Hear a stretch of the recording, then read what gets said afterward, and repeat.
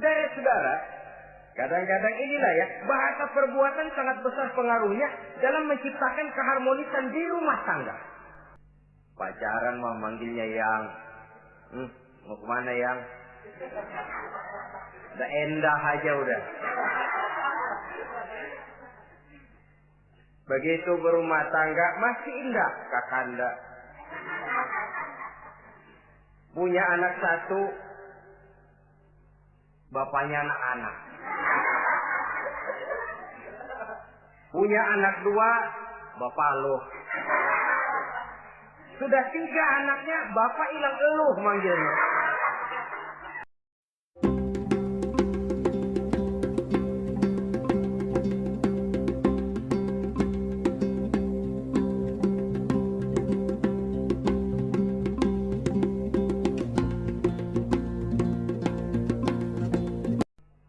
Assalamualaikum warahmatullahi wabarakatuh.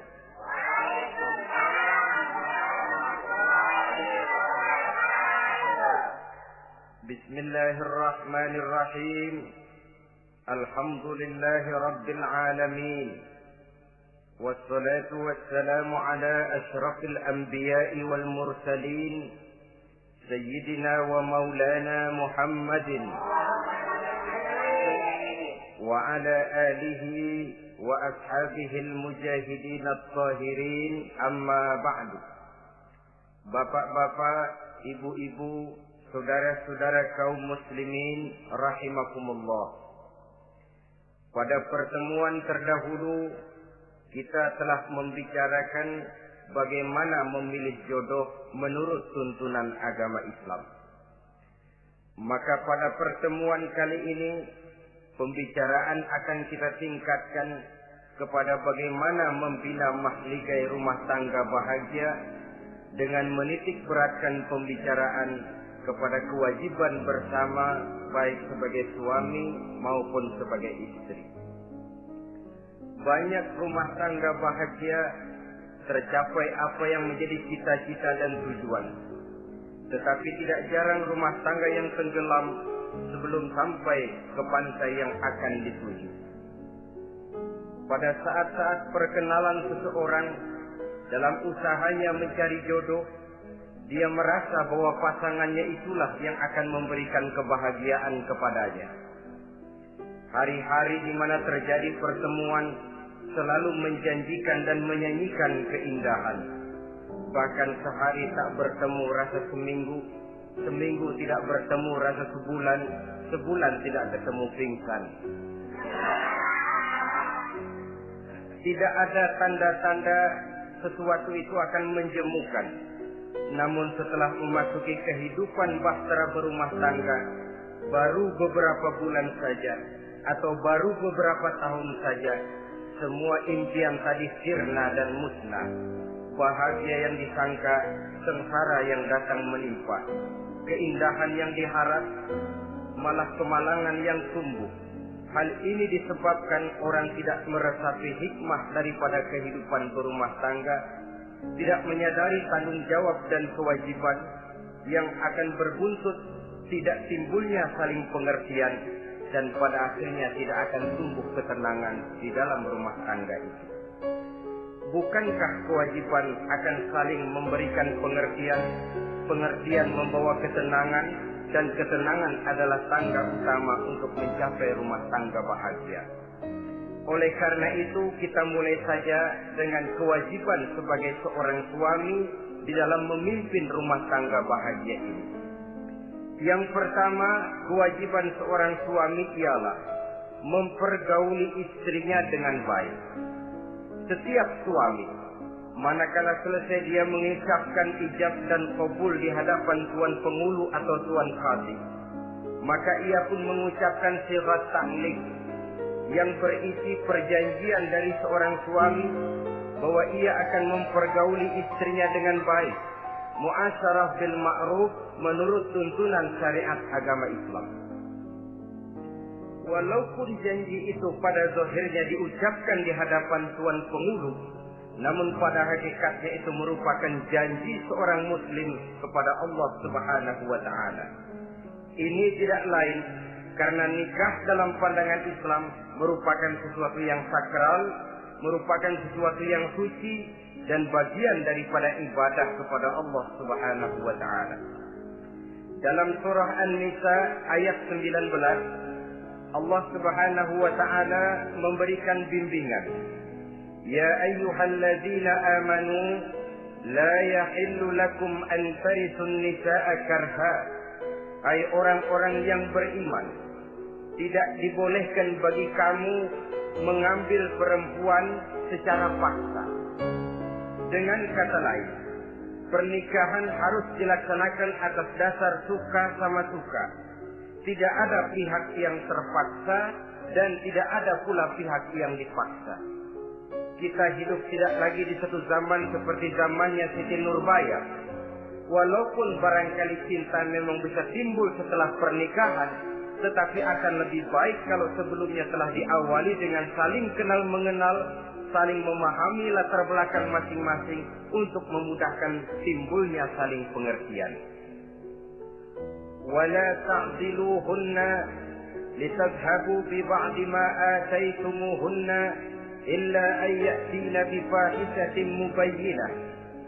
Dan jangan kamu mempersulit mereka karena ingin mengambil kembali sebagian dari apa yang telah engkau berikan kepada mereka, kecuali apabila mereka telah nyata-nyata melakukan perbuatan-perbuatan yang keji. Wa ashiruhunna bil ma'ruf, dan pergaulilah istri-istrimu itu dengan baik. Fa in karihtumuhunna, kalau kamu merasa tidak suka kepadanya, bersabarlah. Fa asa an takrahu syai'an wa yaj'alallahu fihi khairan katsira. Karena boleh jadi kamu tidak menyukai sesuatu, padahal Allah menjadikan di dalam sesuatu yang kamu tidak sukai itu kebaikan yang banyak bagimu. Ini merupakan tuntunan umum betapa seorang suami harus mempergauli istrinya dengan baik, mu'asyarah bil ma'ruf, menurut tuntunan syariat agama Islam.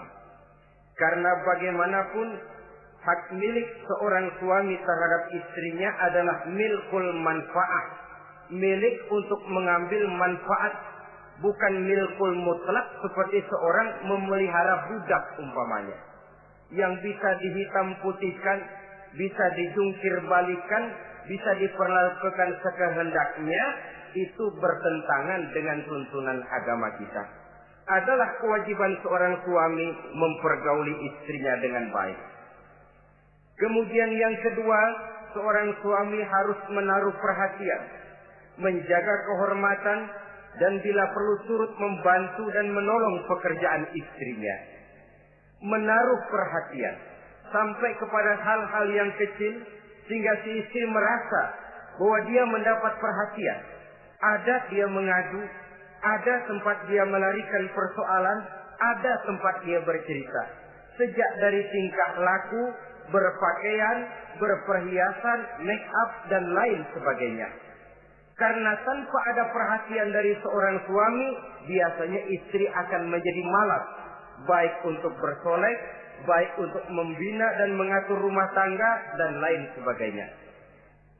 Apalagi tidak berat lidah untuk memuji perbuatan baik yang dilakukan istrinya, dan tidak mencela secara langsung perbuatan-perbuatan salah yang dilakukan oleh istrinya. Dia bisa menegur secara bijaksana dan dewasa. Saudara-saudara kaum muslimin, seorang sahabat bernama Salman Al-Farisi mempunyai adik perempuan yang kawin dengan Abi Dzar Al-Ghifari. Satu hari Salman datang menengoki adik perempuan ini di rumahnya. Dilihatnya adiknya, rambutnya acak-acakan, pakaiannya kumuh, pendeknya nggak enak dilihat. Salman memberikan nasihat, kau bersoleklah sedikit supaya suamimu betah di rumah. Kata istrinya, untuk siapa saya bersolek? Ya tentu untuk siapa lagi kalau bukan untuk suamimu. Kata adiknya, percuma saja, suami saya jarang di rumah.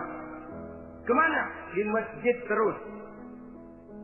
Salman mengadukan hal ini kepada baginda Rasul, lalu baginda Rasul mengatakan, inna likulli syai'in haqqun, segala sesuatu ada haknya. Allah ada haknya untuk disembah, istri pun mempunyai hak untuk dipenuhi.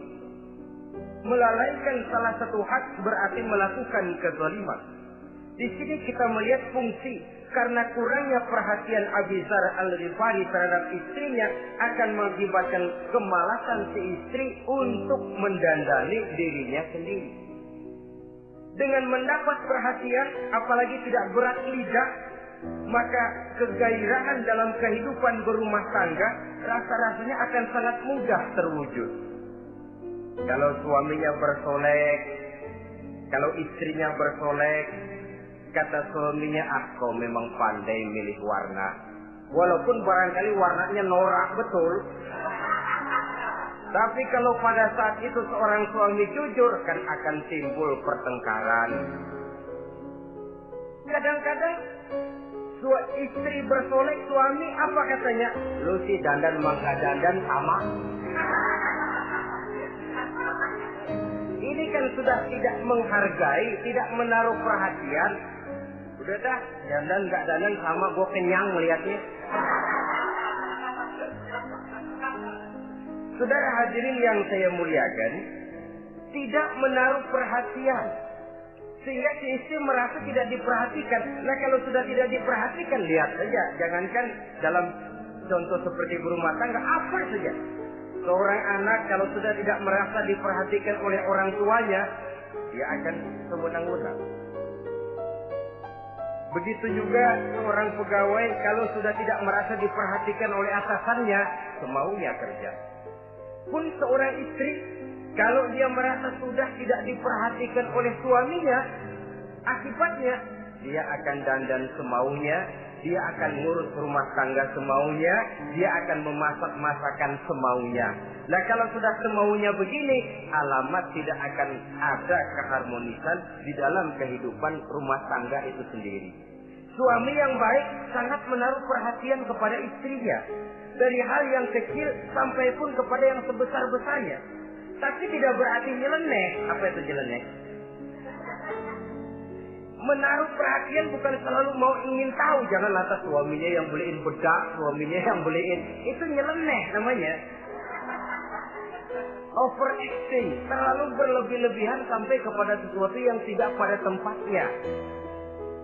Di samping menaruh perhatian juga menjaga kehormatan. Dan bila ada waktu, dia turut membantu, menolong pekerjaan daripada istrinya. Bukankah seorang perempuan mau melakukan nikah dengan seorang laki-laki karena dia menambahkan hidup yang bahagia? Terus terang saja kan kadang-kadang istri kita ini lebih banyak borongan. Yang saya maksud borongan artinya ya sebagai istri ya dia, ya nyuci ya dia, ya masak ya dia, ya membersihkan rumah tangga ya dia. Istri borongan. Baiklah kalau barangkali memang kondisi ekonomi kita belum menunjang ke arah sana. Walaupun istri berkewajiban untuk taat kepada suami, tetapi adalah wajar suami pun tenggang rasa dan timbang-timbang. Rasulullah saja kadang-kadang dan tidak jarang menjahit bajunya sendiri, memperbaiki kasutnya sendiri. Artinya pada waktu yang terluang dan memang bisa dilakukan, jangan mengandalkan kepada istri. Dengan demikian istri merasa bahwa resiko membina rumah tangga adalah merupakan resiko bersama. Saudara-saudara, yang ketiga, seorang suami yang baik memperhatikan yaitu tidak mengeluarkan kata-kata yang kasar. Sebab apa? Perempuan adalah makhluk yang paling cepat tersinggung. Perasaannya sangat halus. Dan saya kira perempuan itu lebih sakit ditampar dengan bahasa daripada ditampar dengan tangan. Kalau ditampar dia dengan tangan, urusannya paling nangis 2-3 jam sudah sembuh. Tapi ditampar dia dengan kata-kata, ditampar dia dengan omongan, itu sangat menyakitkan hatinya. Seorang suami yang baik tidak mengeluarkan kata-kata yang menyinggung perasaan, kata-kata yang kasar, Dia pandai menggunakan kata-kata yang baik untuk menghidupkan rumah tangganya. Rasulullah seringkali memanggil Siti Aisyah itu dengan Humaira. Humaira dari kalimat ahmar yang kemerah-merahan. Sebab rupanya kulit Siti Aisyah itu kuning kemerah-merahan seperti tomat mengkel. Sehingga panggilannya Ta'ali ya Humaira, kemarilah wahai yang kemerah-merahan. Alangkah indahnya panggilan ini. Kadang-kadang kita mah jujur suami ini. Ketahuan istri bongkok, enak banget bongkok, sini loh.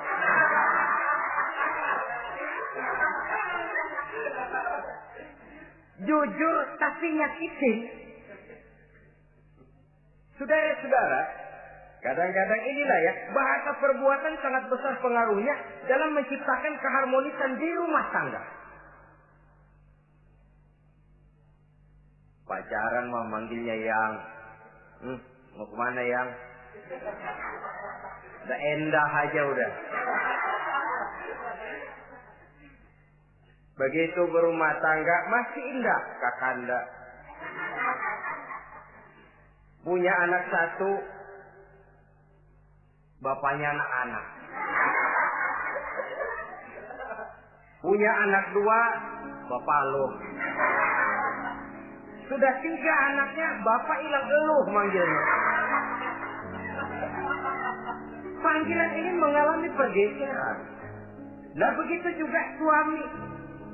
Ketika pacaran bukan main. Ketika baru melakukan akad nikah sedang honeymoon bulan madu, asik betul. Kemana-mana selalu bersama. Kondangan selalu bersama. Resepsi pergi bersama. Jalan bergandengan tangan. Istri sedikit terpeleset. Khawatir bukan main. Hati-hati yang.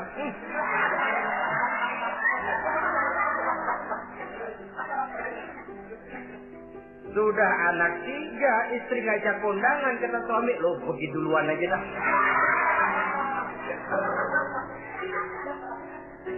Pulang kondangan, istri laporan, bang saya kepleset. Emang lo mau mampus?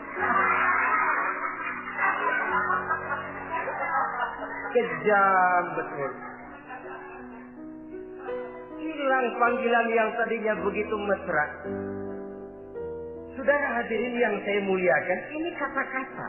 Kelihatannya kecil, sederhana, tapi sangat besar pengaruhnya dalam menciptakan rumah tangga yang bahagia ini. Oleh karena itu, soal isi hati kita, itu urusan gaib yang tahu cuma Allah. Orang lebih dahulu lihat penampilan, dan dari penampilan ini yang dinilai adalah kata-kata kita. Oleh karena itu, seorang suami yang baik, dia tidak mengeluarkan kata-kata yang menyinggung perasaan. Kalaupun dia marah betul, dia tidak mencaci maki secara langsung. Dia bisa menggunakan kata-kata kiasan. Maka agama memberikan tuntunan, kalau seorang suami marah, jangan memukul muka. Dan mukul pun bagian terakhir. Jangan jalan pertama.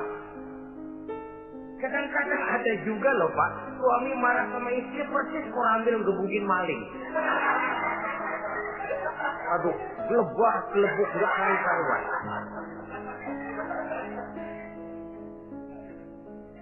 Jangan, kata agama kalau kau memang dia melihat tingkah laku istrimu yang tidak enak, tegur dengan kata-kata.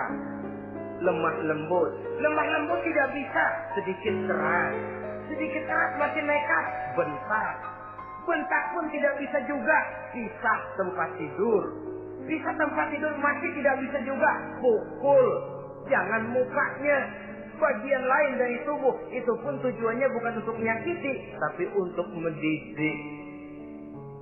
Saudara hadirin, misalnya istri tidak sholat, suami tampil, bu sholat, mboknya malu sama tetangga kalau tidak sholat. Dengan lemah lembut masih tidak kena. Besok kencengan dikit ngomongnya. Mari kan udah saya bilangin sholat 2 kali, belum mau juga. Oh sholat jadi. Mulai naik tensi omongan. Masih nekat. Begini saja. Saya dari kalem sampai bentak udah. Sekarang kamu nggak mau juga sholat, saya mulai nggak enak pikiran. Mulai ntar malam kamu tidur kamar depan, saya kamar belakang. Pisah tempat tidur. Kadang-kadang kan nggak kuat emosi kalau sudah marah sama istri, ngebludak kalau istri diusir sudah pulang ke rumah monyakmu.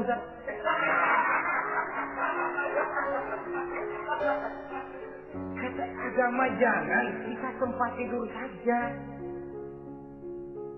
Sudah, kamu tidur kamar depan, saya kamar belakang. Bisa tempat tidur. Kenapa? Nanti malam kalau hujan turun, pikiran berubah, berasa perlu, tinggal pindah kamar. Secara psikologis, saudara-saudara. Jadi melalui processing. Oleh sebab itu, kata-kata sangat besar pengaruhnya di dalam membina kehidupan berumah tangga.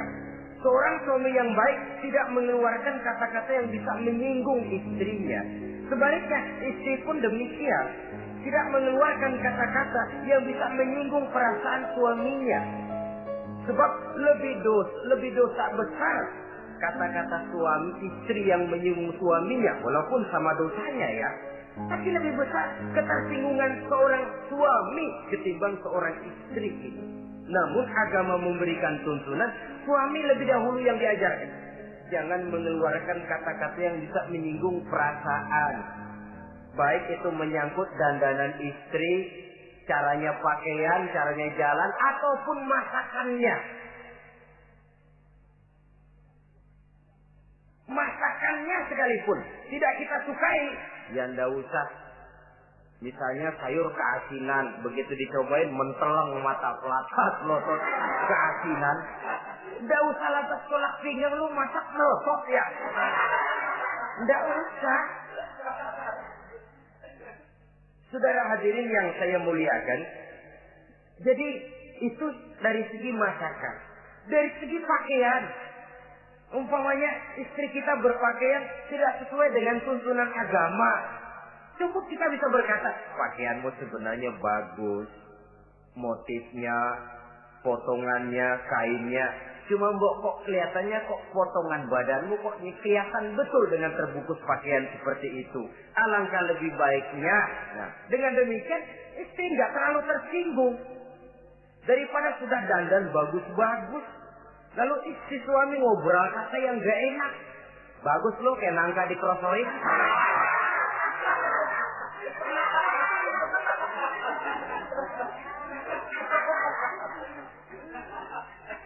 Allahu Akbar. Istri tentu saja tersinggung. Atau dia pakai bedak berlebihan. Ya tentu dia pun begitu karena ingin ada kebanggaan suami jalan dengan dia merasa bangga. Tapi over. Bedaknya berlebihan, lipstiknya berlebihan. Suami usil. Begitu mau berangkat kondangan istrinya keluar nanya mau main topeng monyet di mana?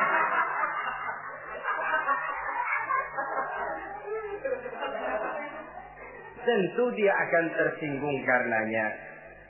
Jadi saudara-saudara, ini yang ketiga. Yang keempat, seorang suami yang baik jangan memberikan pekerjaan di luar batas kemampuan istrinya. Wah, tugas istri itu nyaris 1 kali 24 jam. Seorang suami bagaimanapun payah dia bekerja, pulang dia bisa istirahat. Tidur malam dia bisa tidur dengan nyenyak. Tapi seorang istri, apalagi dia punya anak kecil, bayi misalnya, itu nyaris jam kerjanya 1 kali 24 jam. Sejak bangun tidur sampai tidur lagi, bahkan tidurnya pun selalu diusik oleh anaknya. Anaknya kalem, bapaknya ngusik.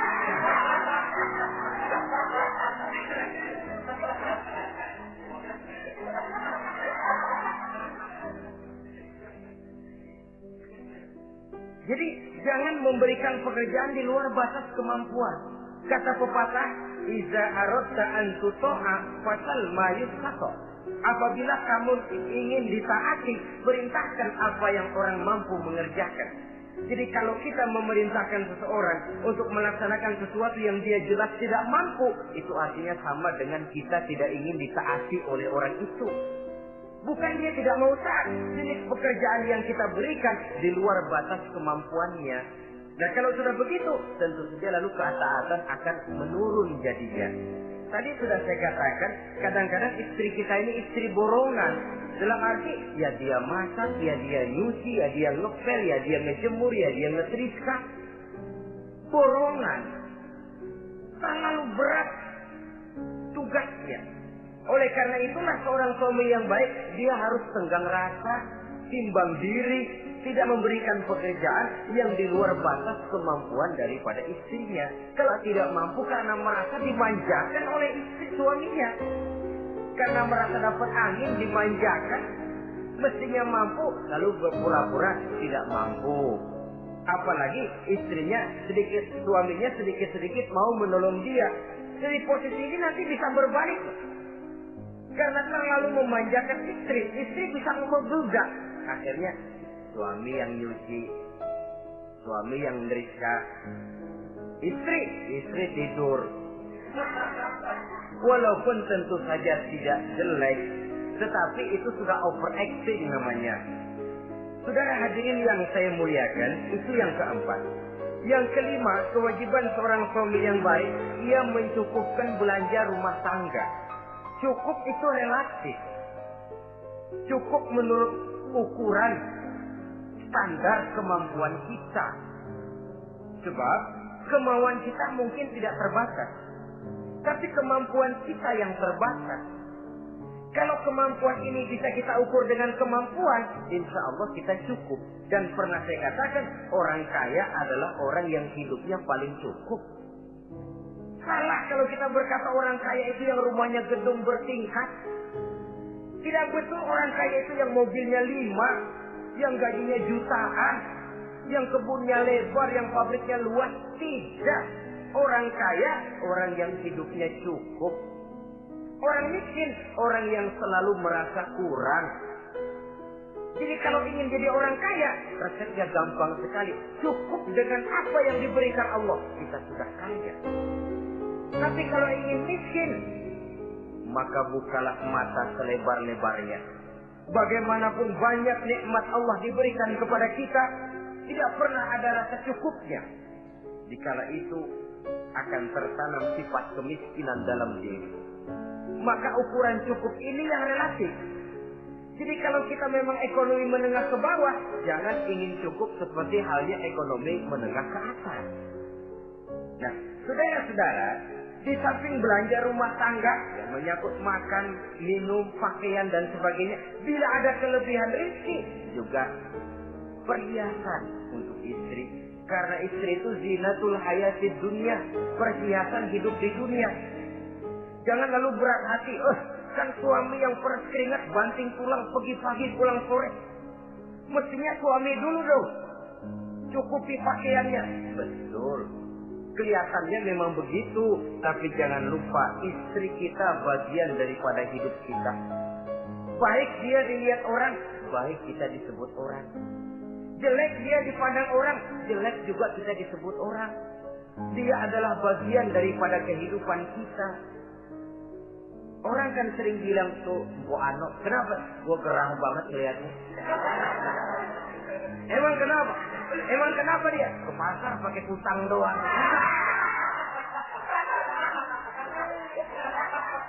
Kata temennya, terang aja dia kan binnya si Meun itu. Si Meun yang nggak tahu apa-apa ikut kesebut-sebut. Istri adalah bagian daripada kehidupan kita. Zolim seorang suami mentang-mentang dia merasa dia yang cari duit, lalu buat dirinya dia beli pakaian yang mahal-mahal. Istrinya cuma nggak karung doang dipakai. Istri adalah bagian daripada hidup kita. Baik dia dilihat orang, baik kita disebut orang. Jelek dia dilihat orang, akan jelek juga kita jadi pembicaraan orang. Ini tidak lain karena dia merupakan perhiasan bagi suami dan bagian daripada kehidupan seorang suami.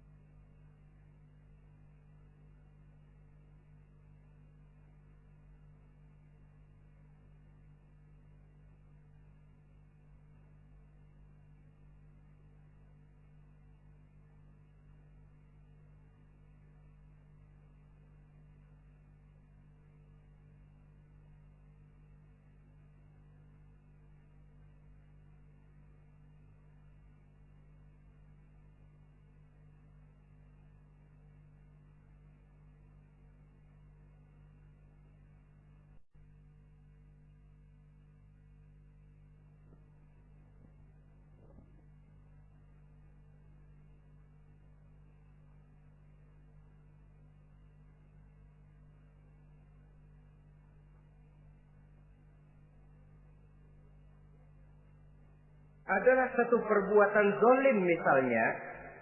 Kalau seorang suami manakala dia beroleh rezeki parkir di restoran. Kalau tidak ada duit baru dia pulang ke rumah. Sementara dia enak makan makanan yang serba nikmat dan lezat di restoran yang serba ada, istrinya di rumah cukup kangkung saja sama toge. Adalah satu perbuatan yang zalim dan istri berhak menuntut karena itu memang merupakan haknya. Begitu besar nilai pahala memberikan nafkah ini sampai Nabi dalam hadis yang diriwayatkan oleh Imam Muslim dan Ahmad bersabda, dinarun anfaqtahu fi sabilillah wa dinarun anfaqtahu ala rukbatin wa dinarun tasaddaqta ala miskin wa dinarun anfaqtahu ala ahlika a'zamuha ajran allazi anfaqtahu ala ahlika. Uang yang kamu belanjakan di jalan Allah, uang yang kamu belanjakan untuk membebaskan budak, uang yang kamu sedekahkan kepada orang miskin, dan uang yang kamu belanjakan untuk nafkah keluargamu, pahalanya itu lebih besar uang yang kamu belanjakan untuk nafkah keluargamu. Ya Allah. Jadi rupanya nilainya sedemikian besar. Saudara hadirin yang saya muliakan, ini kewajiban yang keempat. Yang kelima maksud saya. Yang keenam, kewajiban seorang suami, dia berusaha untuk meningkatkan pengetahuan daripada istrinya, membimbing. Sebab dan selain daripada berfungsi sebagai seorang suami, dia juga adalah guru daripada istrinya. Kalau dia tidak bisa membimbingnya secara langsung, setidaknya doronglah istrinya untuk ikut menghadiri pengajian, majelis-majelis taklim, bergaul dengan ustazah-ustazah, sehingga terdapatlah peningkatan pengetahuan. Paling kurang pergaulannya bertambah luas, cakrawala pandangannya juga tidak jadi sempit karenanya. Sebaliknya, peluang ini pun harus dimanfaatkan oleh istri dengan sebaik-baiknya, dengan niat yang ikhlas keluar dari rumah untuk mencari ilmu pengetahuan. Yang repot kadang-kadang dari rumah berangkat ngaji, sampai di pengajian suaminya diakur-akurin.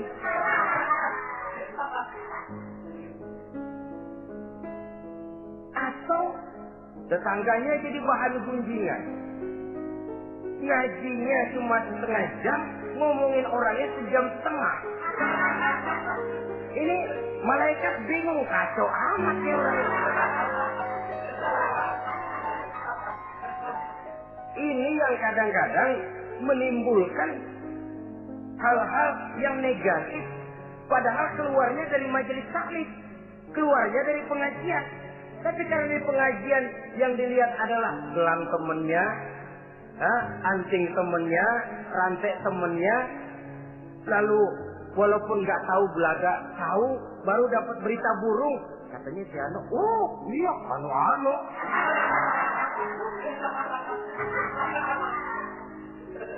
Saudara hadirin yang saya muliakan, akhirnya nanti kan suami jadi pegel.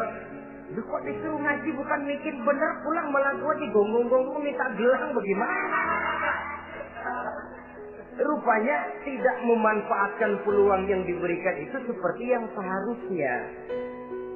Jadi kalau memang seorang suami tidak bisa membimbing istrinya dalam arti meningkatkan ilmu pengetahuannya, doronglah dia, berikan kesempatan untuk menghadiri pengajian, majelis-majelis taklim yang akan lebih membuka nuansa pergaulan, lebih meluaskan pandangannya, dan ada refreshing. Nah ini penting. Apakah kita suami ini pernah membayangkan bagaimana kalau kita 1x24 jam mesti ada di rumah saja? Tiap hari menghadapi yang itu juga. Apa tidak timbul kejenuhan? Kalau kita begitu, apa istri kita juga tidak begitu? Karena itu sangat bijaksana kalau ada waktu luang, Boya ajaklah istri dan anak-anak makan di rumah makan. Kalau ada kelebihan rezeki loh ini ya. Tapi jangan maksa-maksa. Karena terlalu ingin lalu ngutang dulu sama temen. Itu juga nggak betul. Niatnya baik, cuma ngutangnya itu nanti yang jadi nggak betul. Ya refreshing, relax, santai. Apa itu ke Taman Safari, apa itu ke Bogor. supaya istri ini merasa ada selingan dalam hidup, tidak jenuh, tidak monoton. So, kalau dia jenuh, akhirnya kan ublek-ublek di depan dapur mulu.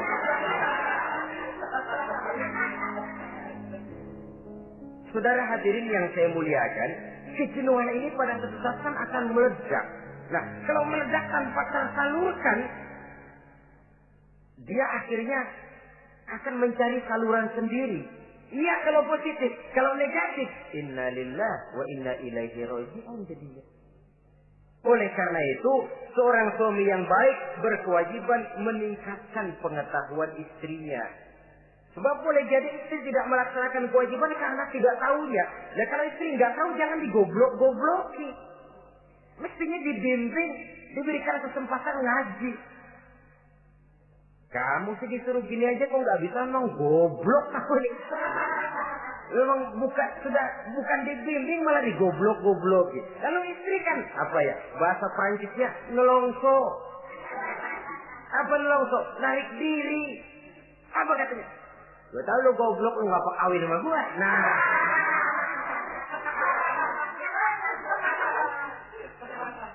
Atau pada kata yang lebih gak enak, gue digoblok-goblokin juga, dipakai juga. Nah.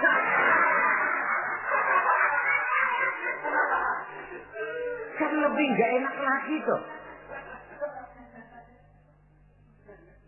Jadi saudara-saudara, hal-hal yang memerlukan kesabaran ini memang menuntut kedewasaan dari seorang suami. Dia kalau baru 1-2 bulan berumah tangga, segalanya masih menjanjikan dan menyanyikan keindahan. Tapi makin hari kita bergaul di rumah tangga, kita makin tahu karakter, mental, watak daripada istri. Kekurangannya mulai kelihatan, keburukan wataknya mulai nampak. Dikala itulah kita sebagai suami harus dewasa, sabar, membimbing mereka. Kalau waktu 2-3 bulan pertama di rumah tangga namanya honeymoon, segalanya indah. Mana ada kekurangan? Masa keasinan, lezat. Nasi kekerasan, asyik. Segalanya nggak pernah salah, selalu betul. Suami, istri masak keasinan. Lihat si suami melotot makan, nanya, "Bang, sayur keasinan?" Enggak. Soal keasinan bagus. Keasinan masih bagus.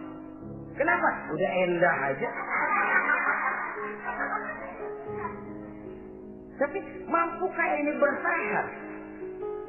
Ini yang jadi masalah, mempertahankan suasana kebaruan itu.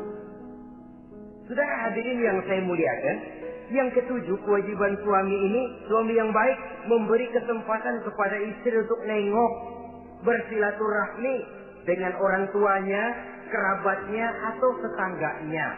Walaupun nanti ya, istri tidak boleh menggunakan ini secara salah. Karena apa? Karena orang tua dan mertua itu cuma istilah. Hakikatnya ya sama, yang mertua ya orang tua. Ya apalagi orang tua. Itu cuma satu istilah. Perbedaan istilah tidak harus menyebabkan kita berbeda sikap. Jangan kalau mertua yang datang, suami curiga. Lalu istri dorong-dorong. Babe itu tuh datang. Babelu katanya. Lalu belum apa-apa sudah buruk sangka. Biasa babelu. Biasa katanya. Nah, biasa ini sudah gak enak tuh.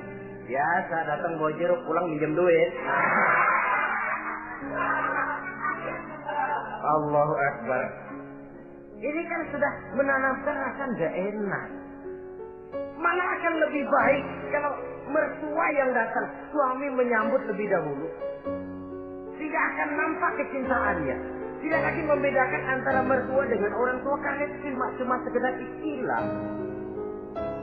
Memberikan kesempatan. Dan seorang istri pun, walaupun akan ke rumah orang tuanya sendiri, izin suami itu wajib.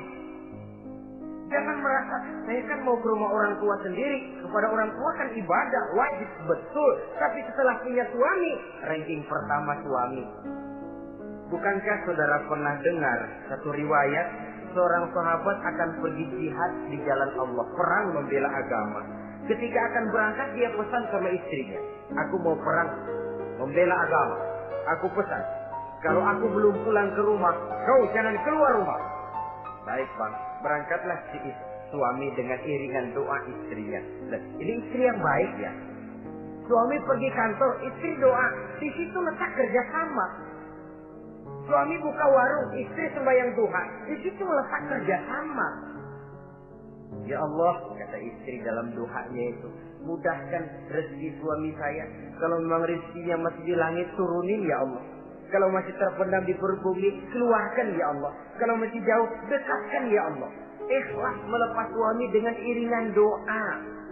Suami pun berusaha, lapang terasa jalannya.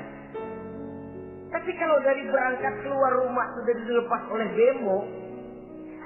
Tahu bemo? Moyo. Itu suami berangkat juga hatinya sudah kusut. Sudah tidak dilepas dengan doa. Lalu istri juga barangkali suaminya berangkatnya dumel. Ya jangan dikasih rezeki ya Tuhan, tadi dikasih rezeki gak kawin lagi. Nah.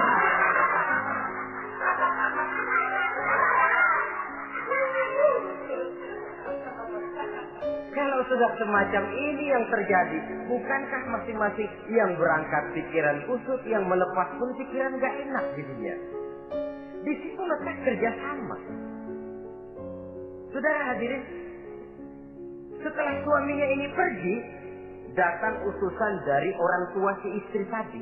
Assalamualaikum Bu, waalaikumsalam. Ada apa? Orang tua ibu sakit keras, ibu diminta datang. Ya Allah, suami saya baru saja berangkat.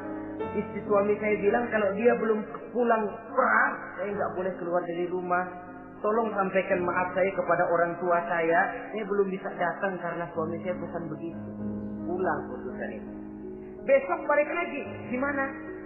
Aduh Bu, orang tua ibu makin parah. Kelihatannya nggak ada harapan, datang dah sebelum menghembuskan nafas yang terakhir.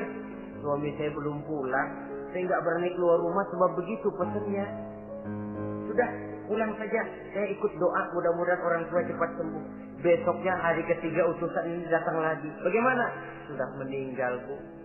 Barangkali sebelum dikubur ibu masih mau ketemu. Maaf saja. Bagaimanapun berat hati saya, suami saya belum pulang. Pesannya tadi begitu. Ini rupanya utusan kesel. Ini orang sama orang tua sendiri gini-gini amat. Lalu lapor kepada baginda Rasul. Apa jawab beliau?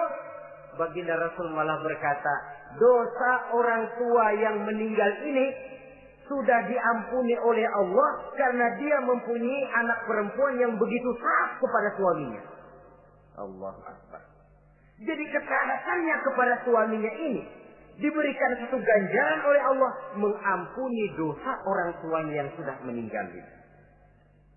Jadi jangan merasa mentang-mentang mau ke rumah orang tua sendiri selonong boy. Selonong boy, masa bodoh laki mau tahu nggak tahu, pokoknya gua ke rumah orang tua gua sendiri. Jangan lupa setelah berumah tangga, ranking urutan pertama suami, setelah itu barulah orang tua. Saudara hadirin yang saya muliakan, begitu juga istri yang baik mendapat izin dari suaminya. Bu, tolong ambilin uang di dompet. Sudah izin. Istri yang baik, dompet-dompetnya dibawain. Ini saja bang, ambil sendiri. Nanti saya ambil 10.000, merasa kurang 20.000, lagi ambil saja sendirilah. Lain dengan istri yang nyelongcong, lagi pergi mandi dompet acak-acakan.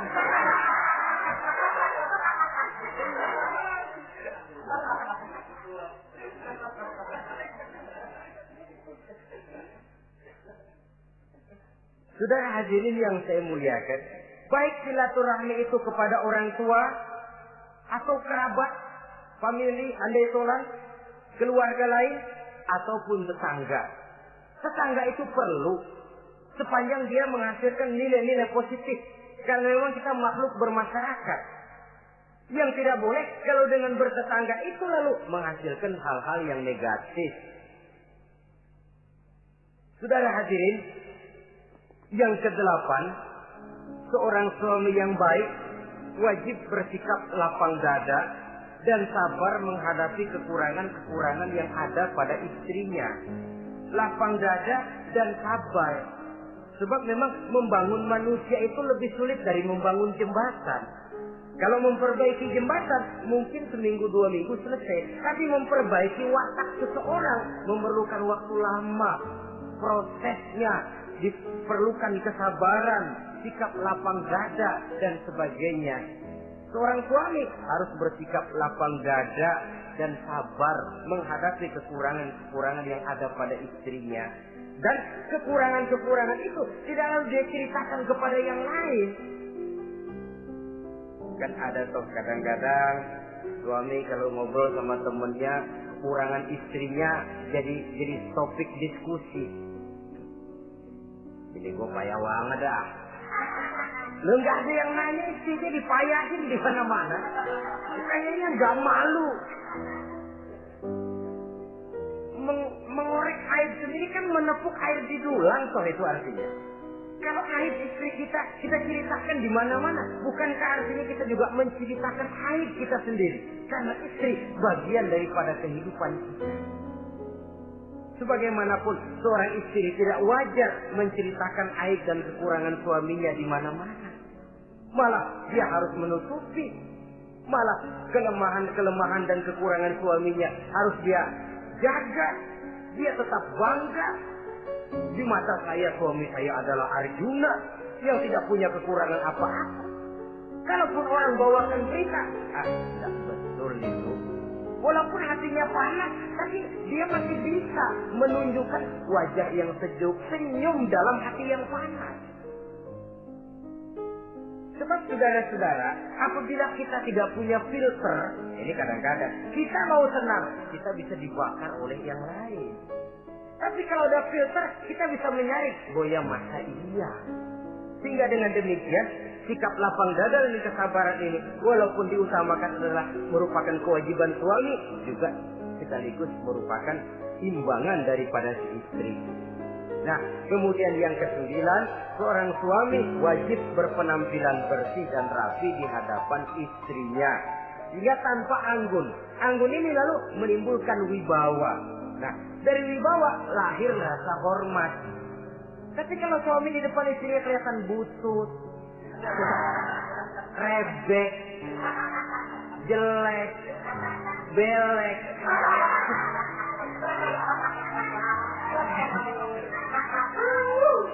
kata istrinya jodoh gua apes amat.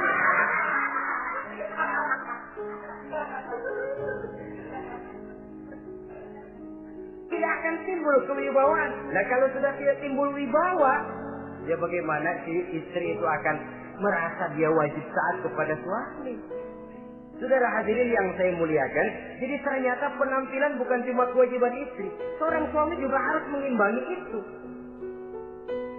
Sehingga dengan demikian keserasian dalam kehidupan di rumah tangga itu akan terasa jadinya.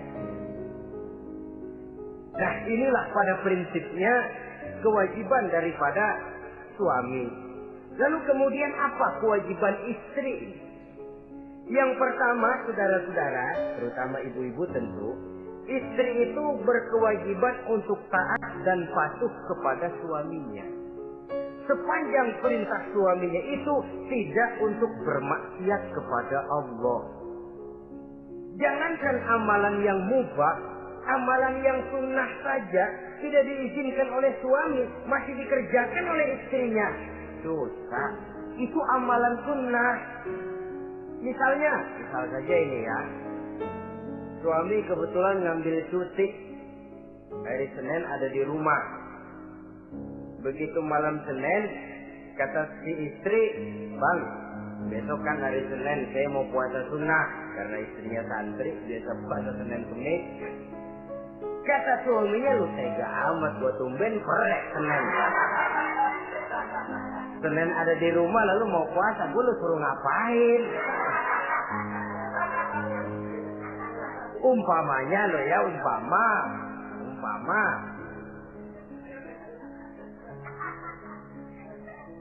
Lalu tanpa izin si suami, istri puasa juga, puasa sunnah. Bukan saja tidak mendapat pahala, malah dosa hukumnya. Ini amalan sunnah. Apalagi timbang pergi arisan. Apalagi timbang pergi tetangga. Amalan sunnah tidak mendapat izin daripada si suami, dosa untuk dikerjakan. Dengan pertimbangan tadi, ya tumben cuti hari Senin. Istri dadakan puasa, lah suami nganggur total.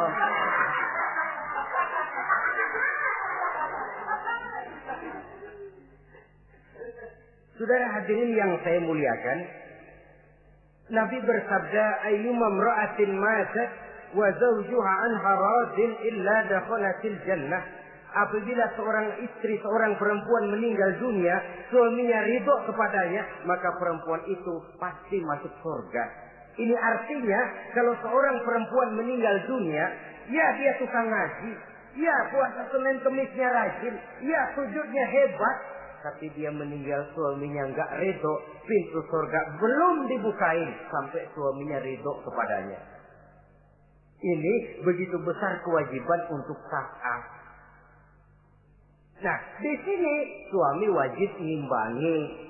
Jangan mentang-mentang istri wajib taat, lalu suami overacting, kerjanya cuma tulak pinggang sama nunjuk. Loh, kalau gue bilang nyungsep. Ya enggak.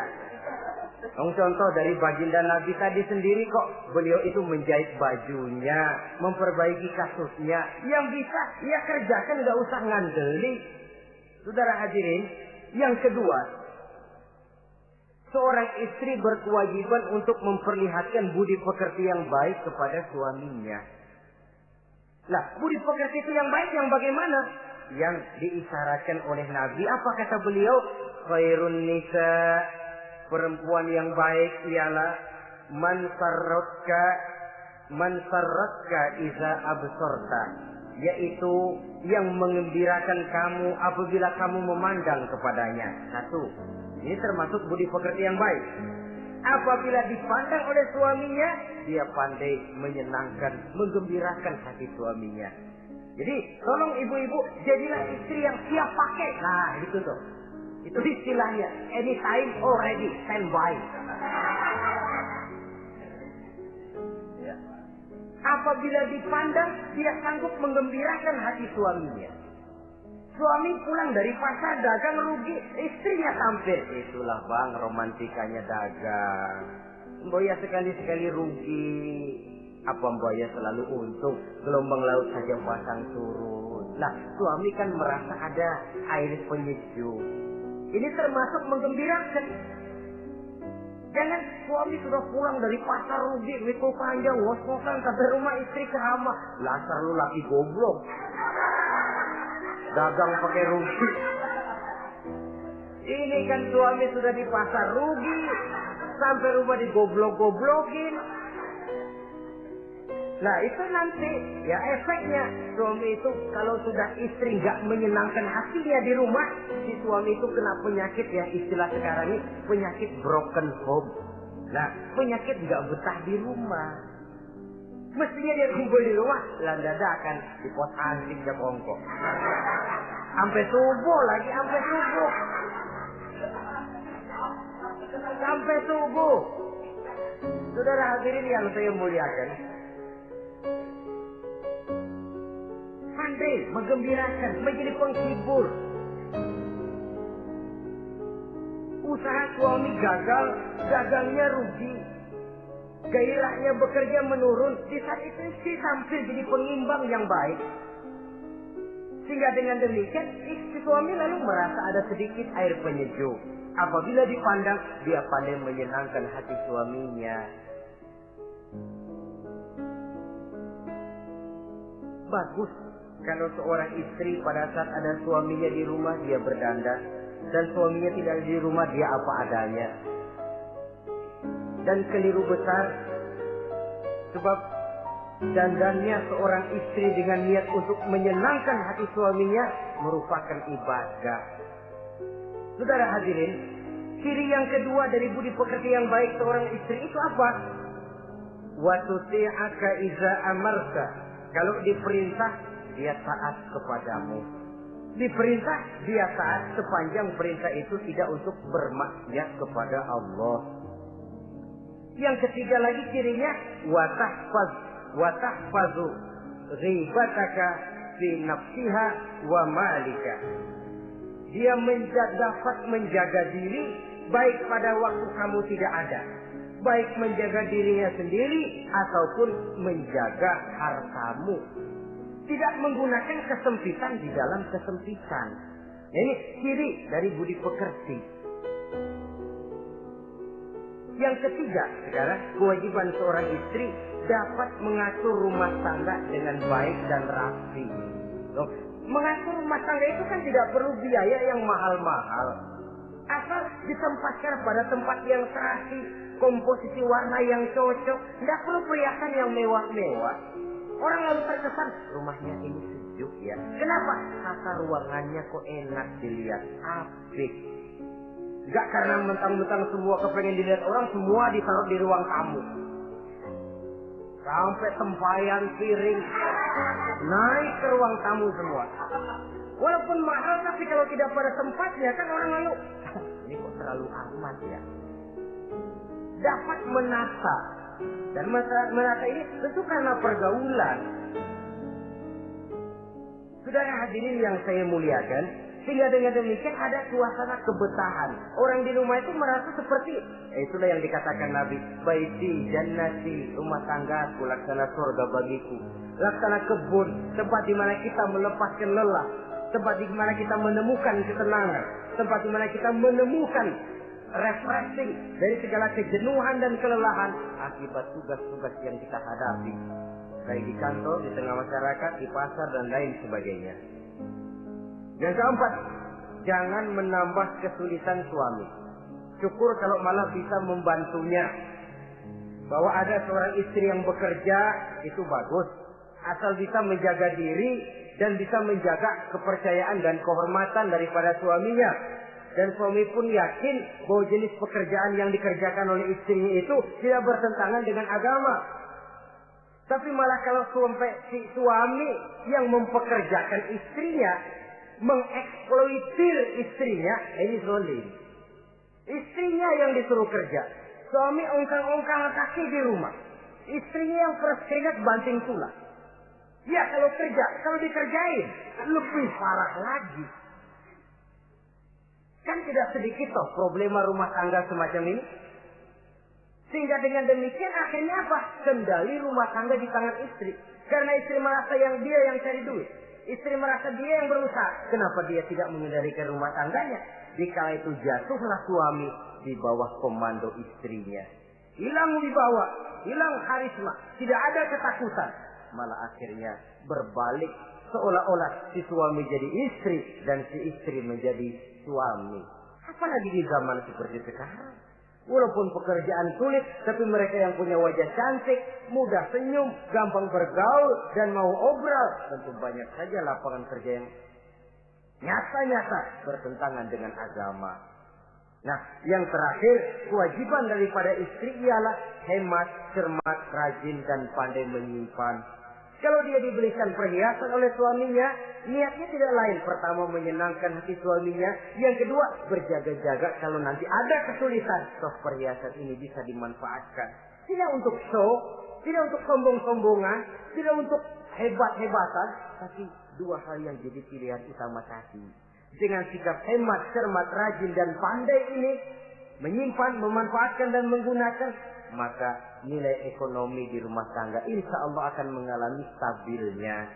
Dengan demikian saudara-saudara, secara sepintas kewajiban suami dan istri sudah kita bicarakan. Dengan saling melaksanakan kewajiban akan timbul saling pengertian. Dari pengertian akan timbul ketenangan. Dari ketenangan insya Allah akan terwujud rumah tangga yang bahagia. Banyak rumah tangga bahagia, tercapai apa yang menjadi cita-cita dan tujuan. Tetapi tidak jarang rumah tangga yang tenggelam sebelum sampai ke pantai yang akan dituju. Pada saat-saat perkenalan seseorang dalam usahanya mencari jodoh, dia merasa bahwa pasangannya itulah yang akan memberikan kebahagiaan kepadanya. Hari-hari di mana terjadi pertemuan selalu menjanjikan dan menyanyikan keindahan. Bahkan sehari tak bertemu rasa seminggu, seminggu tidak bertemu rasa sebulan, sebulan tidak ketemu pingsan. Tidak ada tanda-tanda sesuatu itu akan menjemukan. Namun setelah memasuki kehidupan bahtera berumah tangga, baru beberapa bulan saja atau baru beberapa tahun saja, semua impian tadi sirna dan musnah. Bahagia yang disangka, sengsara yang datang menimpa. Keindahan yang diharap, malah kemalangan yang tumbuh. Hal ini disebabkan orang tidak meresapi hikmah daripada kehidupan berumah tangga, tidak menyadari tanggung jawab dan kewajiban yang akan berbuntut tidak timbulnya saling pengertian, dan pada akhirnya tidak akan tumbuh ketenangan di dalam rumah tangga itu. Bukankah kewajiban akan saling memberikan pengertian? Pengertian membawa ketenangan, dan ketenangan adalah tangga utama untuk mencapai rumah tangga bahagia. Oleh karena itu, kita mulai saja dengan kewajiban sebagai seorang suami di dalam memimpin rumah tangga bahagia ini. Yang pertama, kewajiban seorang suami ialah mempergauli istrinya dengan baik. Setiap suami, manakala selesai dia mengucapkan ijab dan qabul di hadapan tuan pengulu atau tuan qadhi, maka ia pun mengucapkan sighat ta'liq yang berisi perjanjian dari seorang suami bahwa ia akan mempergauli istrinya dengan baik, mu'asyarah bil ma'ruf, menurut tuntunan syariat agama Islam. Walaupun janji itu pada zahirnya diucapkan di hadapan tuan pengulu, namun pada hakikatnya itu merupakan janji seorang muslim kepada Allah Subhanahu wa taala. Ini tidak lain karena nikah dalam pandangan Islam merupakan sesuatu yang sakral, merupakan sesuatu yang suci dan bagian daripada ibadah kepada Allah Subhanahu wa taala. Dalam surah An-Nisa ayat 19, Allah Subhanahu wa taala memberikan bimbingan. Ya ayyuhalladzina amanu la yahillu lakum an tarisun nisaa karha. Hai orang-orang yang beriman, tidak dibolehkan bagi kamu mengambil perempuan secara paksa. Dengan kata lain, pernikahan harus dilaksanakan atas dasar suka sama suka. Tidak ada pihak yang terpaksa dan tidak ada pula pihak yang dipaksa. Kita hidup tidak lagi di satu zaman seperti zamannya Siti Nurbaya. Walaupun barangkali cinta memang bisa timbul setelah pernikahan, tetapi akan lebih baik kalau sebelumnya telah diawali dengan saling kenal mengenal, saling memahami latar belakang masing-masing untuk memudahkan timbulnya saling pengertian. Wala ta'diluhunna litadhhabu bi ba'di ma ataytumuhunna illa an ya'tina bi fahishatin mubayyinah. Dan jangan kamu mempersulit mereka karena ingin mengambil kembali sebagian dari apa yang telah engkau berikan kepada mereka, kecuali apabila mereka telah nyata-nyata melakukan perbuatan-perbuatan yang keji. Wa ashiruhunna bil ma'ruf, dan pergaulilah istri-istrimu itu dengan baik. Wa in karihtumuhunna, kalau kamu merasa tidak suka kepadanya, bersabarlah. Fa'asa an takrahu syai'an wa yaj'alallahu fihi khairan katsira. Karena boleh jadi kamu tidak menyukai sesuatu, padahal Allah menjadikan di dalam sesuatu yang kamu tidak sukai itu kebaikan yang banyak bagimu. Ini merupakan tuntunan umum betapa seorang suami harus mempergauli istrinya dengan baik, mu'asyarah bil ma'ruf, menurut tuntunan syariat agama Islam. Karena bagaimanapun hak milik seorang suami terhadap istrinya adalah milkul manfaat, milik untuk mengambil manfaat, bukan milkul mutlak seperti seorang memelihara budak umpamanya, yang bisa dihitam putihkan, bisa dijungkir balikan, bisa diperlakukan sekehendaknya. Itu bertentangan dengan tuntunan agama kita. Adalah kewajiban seorang suami mempergauli istrinya dengan baik. Kemudian yang kedua, seorang suami harus menaruh perhatian, menjaga kehormatan dan bila perlu turut membantu dan menolong pekerjaan istrinya. Menaruh perhatian sampai kepada hal-hal yang kecil sehingga si istri merasa bahwa dia mendapat perhatian. Ada dia mengadu, ada tempat dia melarikan persoalan, ada tempat dia bercerita. Sejak dari tingkah laku, berpakaian, berperhiasan, make up, dan lain sebagainya. Karena tanpa ada perhatian dari seorang suami, biasanya istri akan menjadi malas, baik untuk bersolek, baik untuk membina dan mengatur rumah tangga, dan lain sebagainya.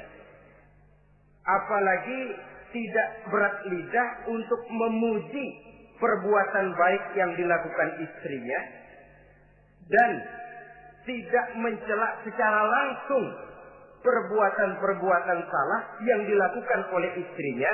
Dia bisa menegur secara bijaksana dan dewasa. Saudara-saudara kaum muslimin, seorang sahabat bernama Salman Al-Farisi mempunyai adik perempuan yang kawin dengan Abi Dzar Al-Ghifari. Satu hari Salman datang menengoki adik perempuan ini di rumahnya. Dilihatnya adiknya, rambutnya acak-acakan, pakaiannya kumuh, pendeknya nggak enak dilihat. Salman memberikan nasihat, kau bersoleklah sedikit supaya suamimu betah di rumah. Kata istrinya, untuk siapa saya bersolek? Ya tentu untuk siapa lagi kalau bukan untuk suamimu. Kata adiknya, percuma saja, suami saya jarang di rumah. Kemana? Di masjid terus. Salman mengadukan hal ini kepada baginda Rasul. Lalu baginda Rasul mengatakan, inna likulli syai'in haqqun. Segala sesuatu ada haknya. Allah ada haknya untuk disembah, istri pun mempunyai hak untuk dipenuhi. Melalaikan salah satu hak berarti melakukan kezaliman. Di sini kita melihat fungsi, karena kurangnya perhatian Abi Dzar Al-Ghifari terhadap istrinya akan mengakibatkan kemalasan si istri untuk mendandani dirinya sendiri. Dengan mendapat perhatian, apalagi tidak berat lidah, maka kegairahan dalam kehidupan berumah tangga rasa-rasanya akan sangat mudah terwujud. Kalau suaminya bersolek, kalau istrinya bersolek, kata suaminya, kau memang pandai milih warna. Walaupun barangkali warnanya norak betul. Tapi kalau pada saat itu seorang suami jujur, kan akan timbul pertengkaran. Kadang-kadang istri bersolek, suami apa katanya? Lu sih dandan mangga dandan sama. Ini kan sudah tidak menghargai, tidak menaruh perhatian. Sudah, dandan gak dandan sama, gue kenyang melihatnya. Saudara hadirin yang saya muliakan, tidak menaruh perhatian, sehingga si istri merasa tidak diperhatikan. Nah kalau sudah tidak diperhatikan, lihat saja, jangankan dalam contoh seperti berumah tangga, apa saja. Seorang anak kalau sudah tidak merasa diperhatikan oleh orang tuanya, dia akan sewenang-wenang. Begitu juga seorang pegawai kalau sudah tidak merasa diperhatikan oleh atasannya, semaunya kerja. Pun seorang istri, kalau dia merasa sudah tidak diperhatikan oleh suaminya, akibatnya dia akan dandan semaunya, dia akan ngurus rumah tangga semaunya, dia akan memasak masakan semaunya. Nah kalau sudah semaunya begini, alamat tidak akan ada keharmonisan di dalam kehidupan rumah tangga itu sendiri. Suami yang baik sangat menaruh perhatian kepada istrinya, dari hal yang kecil sampai pun kepada yang sebesar-besarnya. Tapi tidak berarti nyeleneh. Apa itu nyeleneh? Menaruh perhatian bukan selalu mau ingin tahu. Jangan lantas suaminya yang beliin bedak, suaminya yang beliin. Itu nyeleneh namanya. Overacting, terlalu berlebih-lebihan sampai kepada sesuatu yang tidak pada tempatnya. Di samping menaruh perhatian, juga menjaga kehormatan. Dan bila ada waktu, dia turut membantu, menolong pekerjaan daripada istrinya. Bukankah seorang perempuan mau melakukan nikah dengan seorang laki-laki karena dia mendambakan hidup yang bahagia. Terus terang saja kan kadang-kadang istri kita ini lebih banyak borongan. Yang saya maksud borongan artinya ya sebagai istri ya dia, ya nyuci ya dia, ya masak ya dia, ya membersihkan rumah tangga ya dia. Istri borongan. Baiklah kalau barangkali memang kondisi ekonomi kita belum menunjang ke arah sana. Walaupun istri berkewajiban untuk taat kepada suami, tetapi adalah wajar suami pun tenggang rasa dan timbang-timbang. Rasulullah saja kadang-kadang dan tidak jarang menjahit bajunya sendiri, memperbaiki kasusnya sendiri. Artinya pada waktu yang terluang dan memang bisa dilakukan, jangan mengandalkan kepada istri. Dengan demikian istri merasa bahwa resiko membina rumah tangga adalah merupakan resiko bersama. Saudara-saudara, yang ketiga, seorang suami yang baik memperhatikan yaitu tidak mengeluarkan kata-kata yang kasar. Sebab apa? Perempuan adalah makhluk yang paling cepat tersinggung. Perasaannya sangat halus. Dan saya kira perempuan itu lebih sakit ditampar dengan bahasa daripada ditampar dengan tangan. Kalau ditampar dia dengan tangan, urusannya paling nangis 2-3 jam sudah sembuh. Tapi ditampar dia dengan kata-kata, ditampar dia dengan omongan, itu sangat menyakitkan hatinya. Seorang suami yang baik tidak mengeluarkan kata-kata yang menyinggung perasaan, kata-kata yang kasar. Dia pandai menggunakan kata-kata yang baik untuk menghidupkan rumah tangganya. Rasulullah seringkali memanggil Siti Aisyah itu dengan Humaira. Humaira dari kalimat ahmar yang kemerah-merahan. Sebab rupanya kulit Siti Aisyah itu kuning kemerah-merahan seperti tomat mengkel. Sehingga panggilannya Ta'ali ya Humaira, kemarilah wahai yang kemerah-merahan. Alangkah indahnya panggilan ini. Kadang-kadang kita mah jujur suami ini. Ketahuan istri bongkok, enak banget bongkok, sini loh.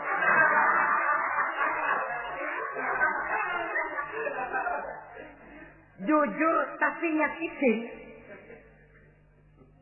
Saudara-saudara, kadang-kadang inilah ya, bahasa perbuatan sangat besar pengaruhnya dalam menciptakan keharmonisan di rumah tangga. Pacaran mah manggilnya yang mau kemana yang? Udah endah aja udah. Begitu berumah tangga masih indah kakanda.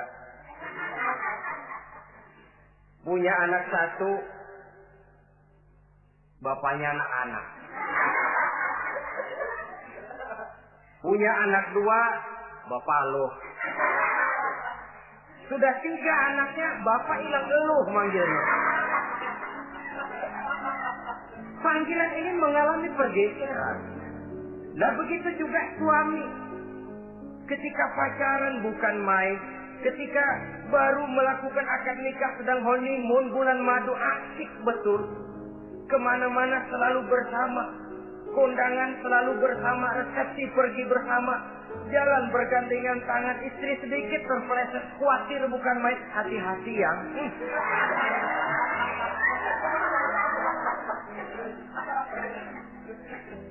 Sudah anak 3, istri ngajak kondangan, kata suami, lo pergi duluan aja dah.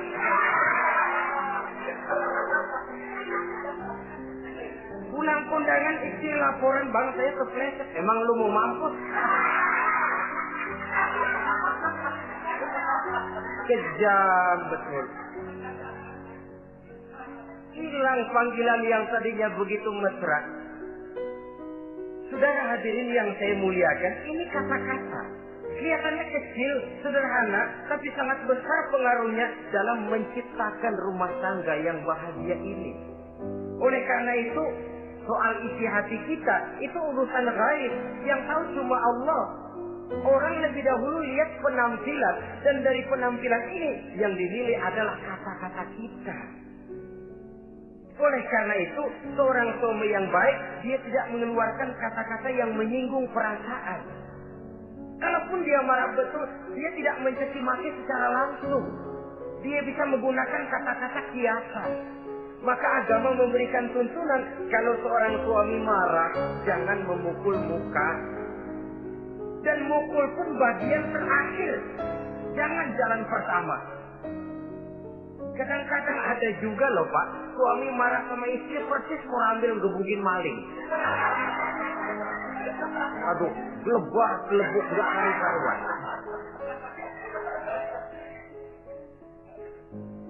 Jangan, kata agama, kalau kau memang dia melihat tingkah laku istrimu yang tidak enak, tegur dengan kata-kata lemah lembut. Lemah lembut tidak bisa, sedikit keras. Sedikit keras masih nekat, bentak. Bentak pun tidak bisa juga, pisah tempat tidur. Pisah tempat tidur masih tidak bisa juga, pukul. Jangan mukanya, bagian lain dari tubuh. Itu pun tujuannya bukan untuk menyakiti, tapi untuk mendidik.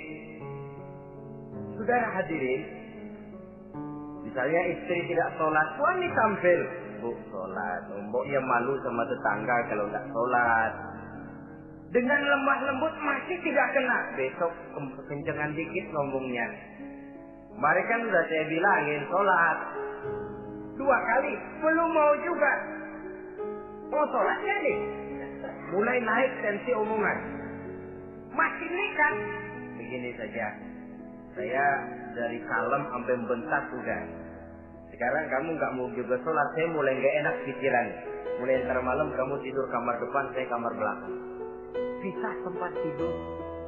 Kadang-kadang kan nggak kuat emosi kalau sudah marah sama istri, ngebludak. Kalau istri diusir sudah pulang ke rumah moyangmu.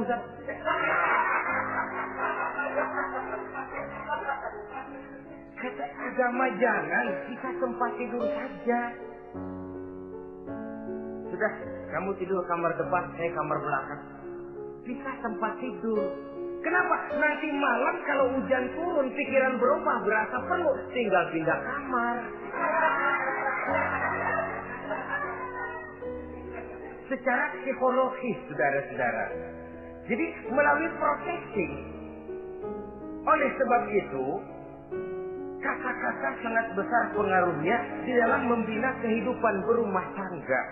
Seorang suami yang baik tidak mengeluarkan kata-kata yang bisa menyinggung istrinya. Sebaliknya, istri pun demikian.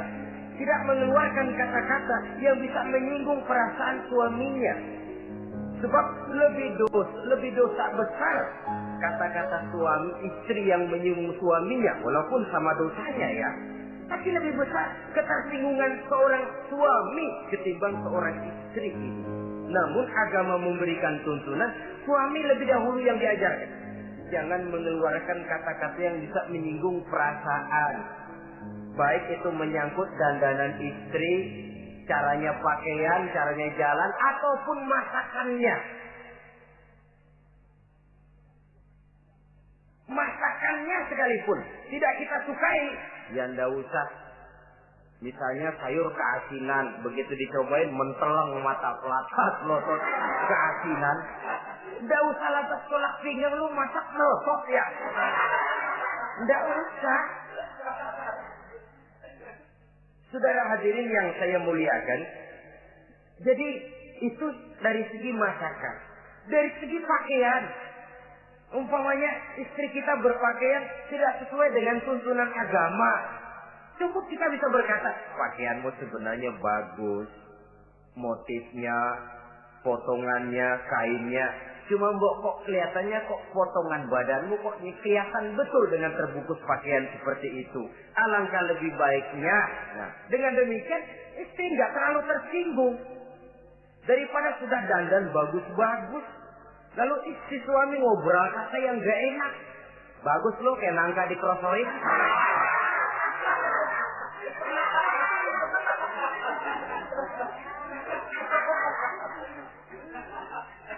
Allahu Akbar. Istri tentu saja tersinggung.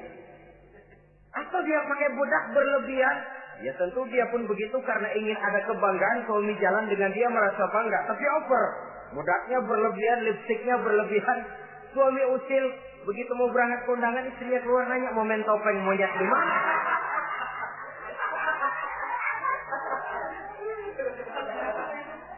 Tentu dia akan tersinggung karenanya.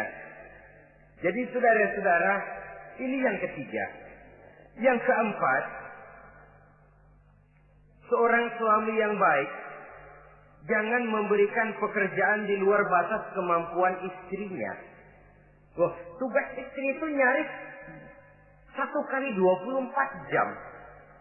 Seorang suami bagaimanapun payah dia bekerja, pulang dia bisa istirahat, tidur malam dia bisa tidur dengan nyenyak. Tapi seorang istri, apalagi dia punya anak kecil, bayi misalnya, itu nyaris jam kerjanya 1 kali 24 jam. Sejak bangun tidur sampai tidur lagi, bahkan tidurnya pun selalu diusik oleh anaknya. Anaknya kalem, bapaknya ngusik.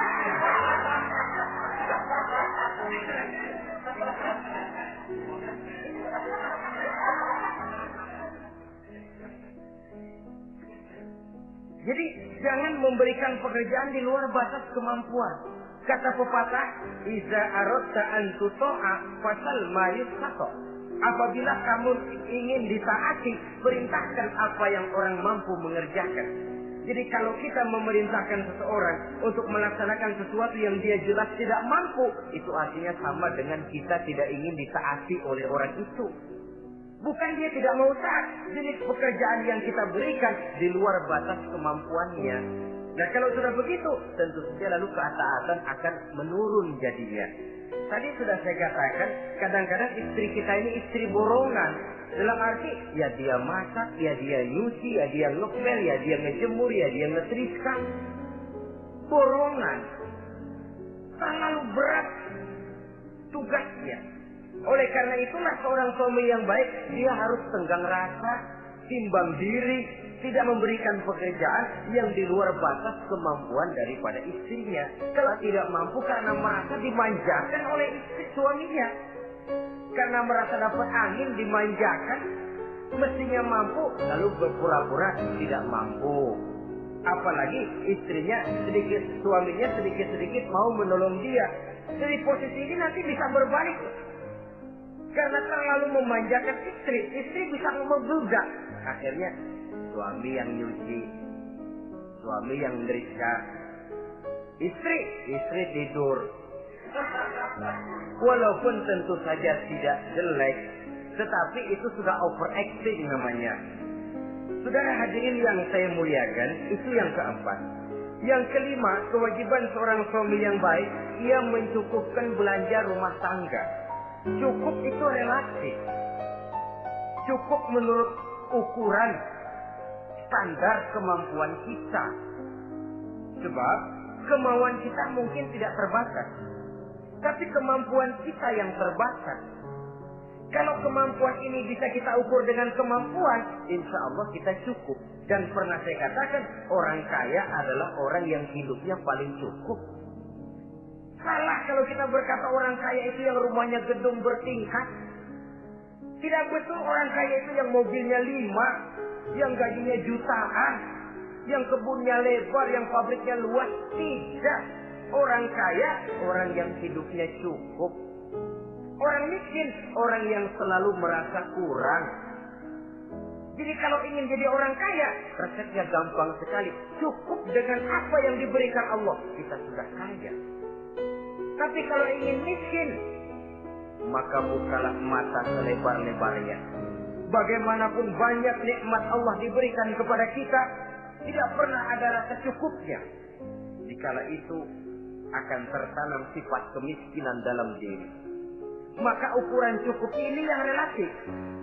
Jadi kalau kita memang ekonomi menengah ke bawah, jangan ingin cukup seperti halnya ekonomi menengah ke atas.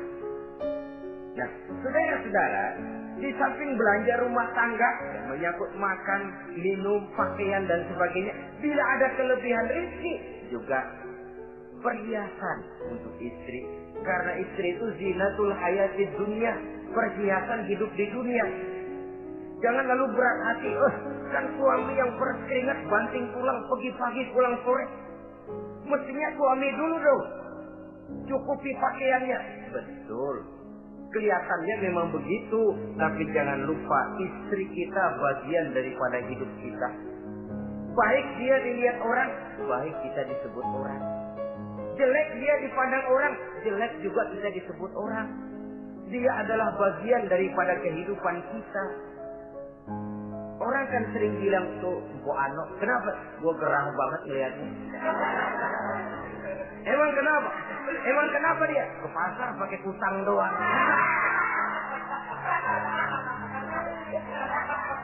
Kata temennya, terang aja dia kan bandnya si Meun itu. Si Meun yang nggak tahu apa-apa ikut kesebut-sebut.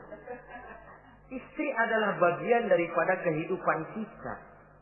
Zolim seorang suami, mentang-mentang dia merasa dia yang cari duit, lalu buat dirinya dia beli pakaian yang mahal-mahal. Istrinya cuma nggak karung doang dipakai. Istri adalah bagian daripada hidup kita. Baik dia dilihat orang, baik kita disebut orang. Jelek dia dilihat orang, akan jelek juga kita jadi pembicaraan orang. Ini tidak lain karena dia merupakan perhiasan bagi suami dan bagian daripada kehidupan seorang suami.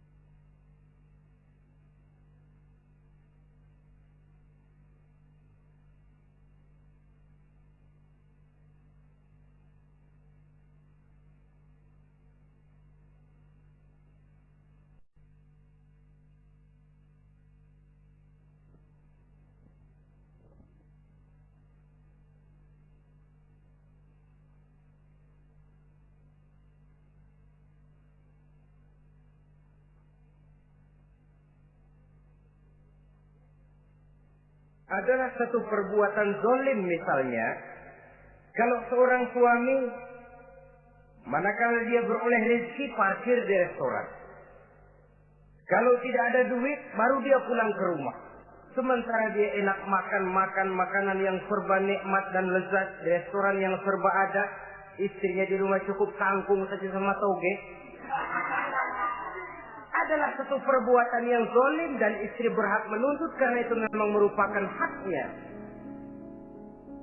Begitu besar nilai pahala memberikan nafkah ini, sampai-sampai Nabi dalam hadis yang diriwayatkan oleh Imam Muslim dan Ahmad bersabda, dinarun anfaqtahu fi sabilillah wa dinarun anfaqtahu ala rukbatin wa dinarun tasaddaqta ala miskin wa dinarun anfaqtahu ala ahlika a'zamuha ajran allazi anfaqtahu ala ahlika.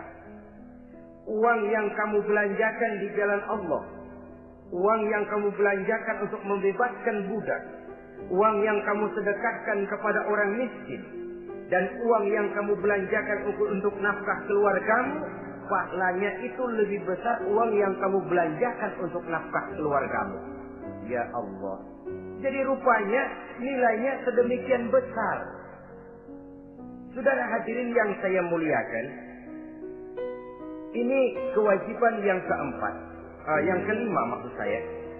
Yang keenam, kewajiban seorang suami, dia berusaha untuk meningkatkan pengetahuan daripada istrinya. Membimbing. Sebab selain daripada berfungsi sebagai seorang suami, dia juga adalah guru daripada istrinya. Kalau dia tidak bisa membimbingnya secara langsung, setidaknya doronglah istrinya untuk ikut menghadiri pengajian, majelis-majelis taklim, bergaul dengan ustazah-ustazah, sehingga terdapatlah peningkatan pengetahuan. Paling kurang pergaulannya bertambah luas, cakrawala pandangannya juga tidak jadi sempit karenanya. Sebaliknya, peluang ini pun harus dimanfaatkan oleh istri dengan sebaik-baiknya, dengan niat yang ikhlas keluar dari rumah untuk mencari ilmu pengetahuan. Yang repot kadang-kadang dari rumah berangkat ngaji, sampai di pengajian suaminya diakur-akurin.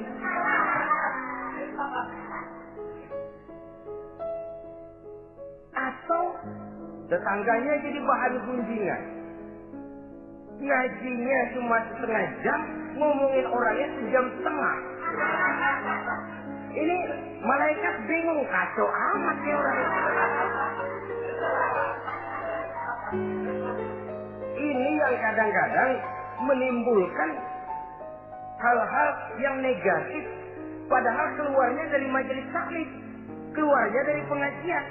Tapi kalau di pengajian yang dilihat adalah gelang temennya, anting temennya, rantai temennya, lalu walaupun nggak tahu belaga, tahu baru dapat berita burung, katanya si Ano, oh iya Ano.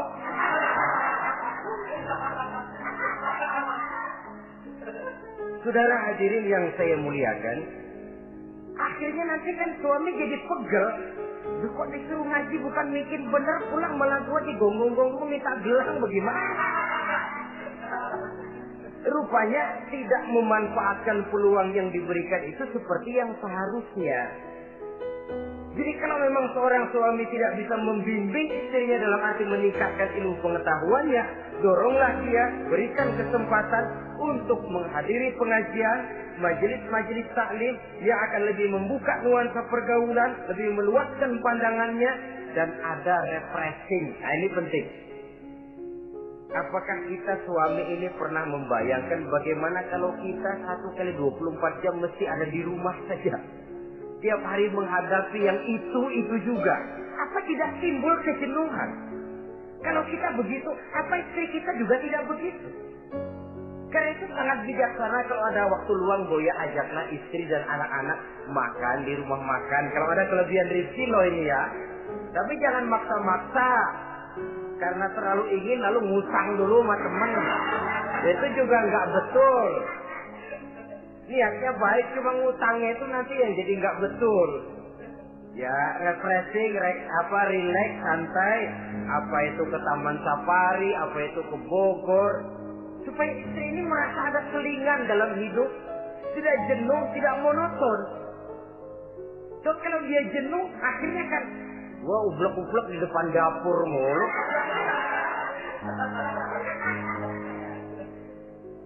Saudara hadirin yang saya muliakan, kejenuhan ini pada suatu saat akan meledak.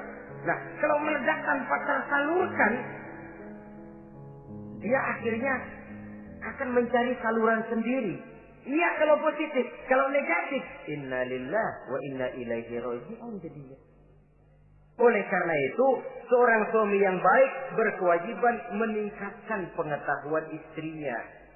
Sebab boleh jadi istri tidak melaksanakan kewajiban karena tidak tahunya. Nah kalau istri nggak tahu, jangan digoblok-gobloki. Mestinya dibimbing, diberikan kesempatan ngaji. Kamu sih disuruh gini aja kok nggak bisa, emang goblok aku nih. Memang bukan dibimbing malah digoblok-gobloki. Lalu istri kan apa ya? Bahasa Prancisnya nelongso. Apa nelongso? Narik diri. Apa katanya? Gue tahu lo goblok, lo nggak kawin sama gue. Nah,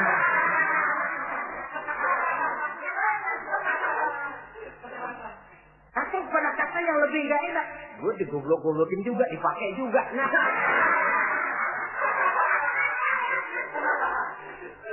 kan lebih nggak enak lagi tuh. Jadi saudara-saudara, hal-hal yang memerlukan kesabaran ini memang menuntut kedewasaan dari seorang suami. Dia kalau baru 1-2 bulan berumah tangga, segalanya masih menjanjikan dan menyanyikan keindahan. Tapi makin hari kita bergaul di rumah tangga, kita makin tahu karakter, mental, watak daripada istri. Kekurangannya mulai kelihatan, keburukan wataknya mulai nampak. Dikala itulah kita sebagai suami harus dewasa, sabar, membimbing mereka. Kalau waktu 2-3 bulan pertama di rumah tangga namanya honeymoon, segalanya indah. Mana ada kekurangan. Masa keasinan, lezat. Nasi kekerasan, asyik. Segalanya nggak pernah salah, selalu betul. Suami, istri masa keasinan, Lihat si suami melotot makan, nanya, "Bang, sayur keasinan?" Enggak. Soal keasinan bagus. Keasinan masih bagus. Kenapa? Udah endah aja. Tapi mampukah ini bertahan? Ini yang jadi masalah, mempertahankan suasana kebaruan itu. Saudara hadirin yang saya muliakan, yang ketujuh, kewajiban suami ini, suami yang baik memberi kesempatan kepada istri untuk nengok, bersilaturahmi dengan orang tuanya, kerabatnya, atau tetangganya. Walaupun nanti ya, istri tidak boleh menggunakan ini secara salah. Karena apa? Karena orang tua dan mertua itu cuma istilah. Hakikatnya ya sama, yang mertua ya orang tua. Ya apalagi orang tua. Itu cuma satu istilah. Perbedaan istilah tidak harus menyebabkan kita berbeda sikap. Jangan kalau mertua yang datang, suami curiga. Kalau istri didorong-dorong. Babe lu datang. Babe lu katanya. Kalau belum apa-apa sudah buruk sangka. Biasa babe lu. Biasa katanya. Nah, biasa ini sudah gak enak. Biasa datang bawa jeruk, pulang minjem duit. Allahu Akbar. Ini kan sudah menanamkan rasa gak enak. Malah akan lebih baik kalau mertua yang datang, suami menyambut lebih dahulu. Tidak akan nampak kecintaannya. Tidak lagi membedakan antara mertua dengan orang tua, karena cuma sekedar istilah. Memberikan kesempatan. Dan seorang istri pun, walaupun akan ke rumah orang tuanya sendiri, izin suami itu wajib. Jangan merasa, saya kan mau ke rumah orang tua sendiri. Kepada orang tua kan ibadah, wajib, betul. Tapi setelah punya suami, ranking pertama suami. Bukankah saudara pernah dengar satu riwayat, seorang sahabat akan pergi jihad di jalan Allah, perang membela agama. Ketika akan berangkat, dia pesan sama istrinya, "Aku mau perang membela agama. Aku pesan, kalau aku belum pulang ke rumah, kau jangan keluar rumah."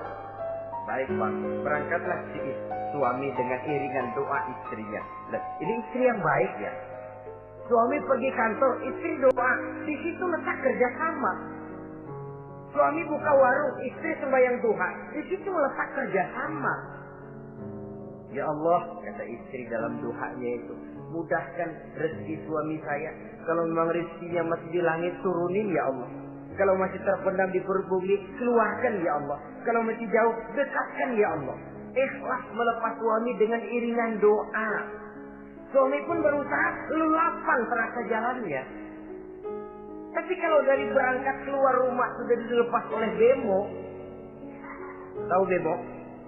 Monyong. Itu suami berangkat juga hatinya sudah kusut. Sudah tidak dilepas dengan doa. Lalu istri juga barangkali suaminya berangkat ngedumel. Ya, jangan dikasih rezeki dah Tuhan, tadi dikasih rezeki gak kawin lagi. Nah.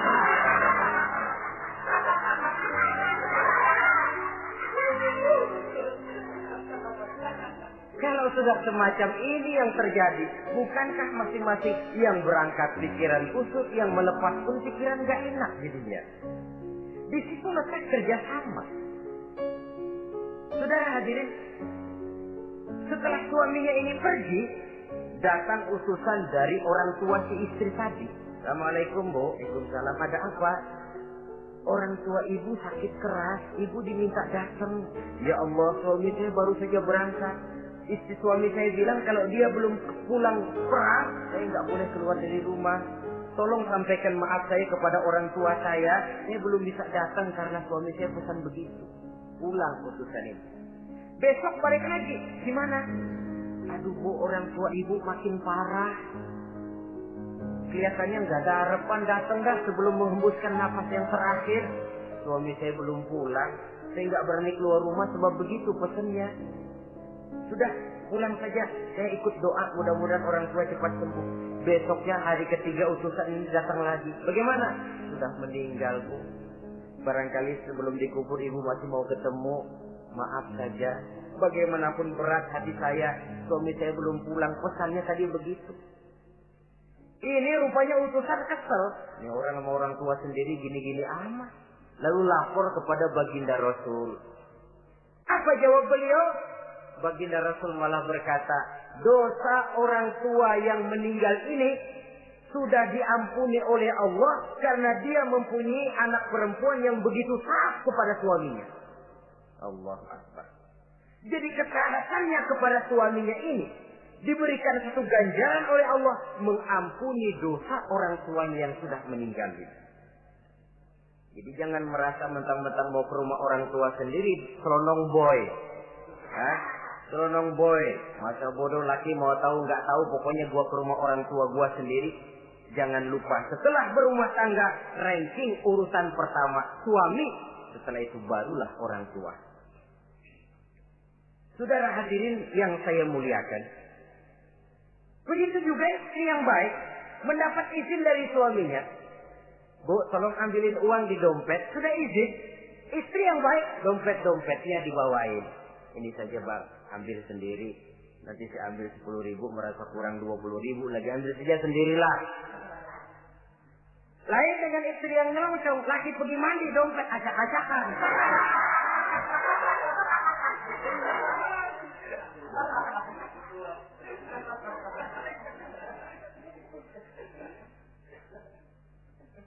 Saudara hadirin yang saya muliakan, baik silaturahmi itu kepada orang tua atau kerabat, famili, andai tolan, keluarga lain ataupun tetangga. Tetangga itu perlu sepanjang dia menghasilkan nilai-nilai positif. Karena memang kita makhluk bermasyarakat. Yang tidak boleh kalau dengan bertetangga itu lalu menghasilkan hal-hal yang negatif. Saudara hadirin, yang ke-8, seorang suami yang baik wajib bersikap lapang dada dan sabar menghadapi kekurangan-kekurangan yang ada pada istrinya. Lapang dada dan sabar. Sebab memang membangun manusia itu lebih sulit dari membangun jembatan. Kalau memperbaiki jembatan mungkin seminggu 2 minggu selesai. Tapi memperbaiki watak seseorang memerlukan waktu lama. Prosesnya diperlukan kesabaran, sikap lapang dada dan sebagainya. Seorang suami harus bersikap lapang dada dan sabar menghadapi kekurangan-kekurangan yang ada pada istrinya. Dan kekurangan-kekurangan itu tidak harus dia ceritakan kepada yang lain. Kan ada toh kadang-kadang suami kalau ngobrol sama temennya, kekurangan istrinya jadi topik diskusi. Ini gue payah banget dah. Lu nggak ada yang nanya, istrinya dipayahin di mana-mana. Kayaknya nggak malu. Mengorek air sendiri kan menepuk air di dulang, toh itu artinya. Kalau aib istri kita ceritakan di mana-mana, bukankah artinya kita juga menceritakan aib kita sendiri? Karena istri bagian daripada kehidupan kita. Sebagaimanapun seorang istri tidak wajar menceritakan aib dan kekurangan suaminya di mana-mana. Malah dia harus menutupi. Malah kelemahan-kelemahan dan kekurangan suaminya harus dia jaga. Dia tetap bangga. Di mata saya, suami saya adalah Arjuna yang tidak punya kekurangan apa-apa.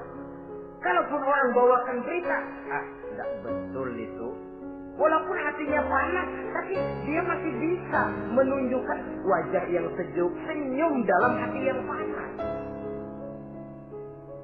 Sebab saudara-saudara, apabila kita tidak punya filter, ini kadang-kadang kita mau tenang, kita bisa dibakar oleh yang lain. Tapi kalau ada filter, kita bisa menyaring, boya masa iya. Sehingga dengan demikian, sikap lapang dada dan kesabaran ini, walaupun diutamakan adalah merupakan kewajiban suami, juga sekaligus merupakan imbangan daripada si istri. Nah, kemudian yang ke-9, seorang suami wajib berpenampilan bersih dan rapi di hadapan istrinya. Sehingga tanpa anggun. Anggun ini lalu menimbulkan wibawa. Nah, dari wibawa lahir rasa hormat. Nanti kalau suami di depan istrinya kelihatan butut, rebek, jelek, belek.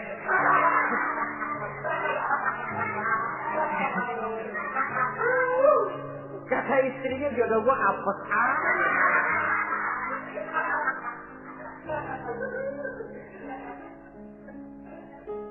tidak akan timbul kewibawaan. Nah kalau sudah tidak timbul wibawa, ya bagaimana sih istri itu akan merasa dia wajib taat kepada suami? Saudara hadirin yang saya muliakan, jadi ternyata penampilan bukan cuma kewajiban istri, seorang suami juga harus mengimbangi itu. Sehingga dengan demikian keserasian dalam kehidupan di rumah tangga itu akan terasa jadinya. Nah inilah pada prinsipnya kewajiban daripada suami. Lalu kemudian apa kewajiban istri? Yang pertama saudara-saudara, terutama ibu-ibu tentu, istri itu berkewajiban untuk taat dan patuh kepada suaminya. Sepanjang perintah suaminya itu tidak untuk bermaksiat kepada Allah. Jangankan amalan yang mubah, amalan yang sunnah saja tidak diizinkan oleh suami, masih dikerjakan oleh istrinya. Dosa. Itu amalan sunnah. Misal saja ini ya. Suami kebetulan ngambil cuti. Hari Senin ada di rumah. Begitu malam Senin, kata si istri, "Bang, besok kan hari Senin, saya mau puasa sunnah." Karena istrinya santri, biasa puasa Senin Kemis. Kata suaminya, "Lu tega amat, gua tumben perek Senin. Senin ada di rumah lalu mau puasa, gua lu suruh ngapain?" Umpamanya lo ya, umpama.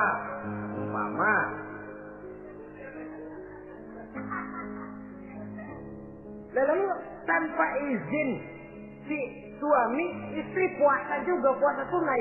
Bukan saja tidak mendapat pahala, malah dosa hukumnya. Ini amalan sunnah. Apalagi tibang pergi arisan. Apalagi tibang pergi tetangga.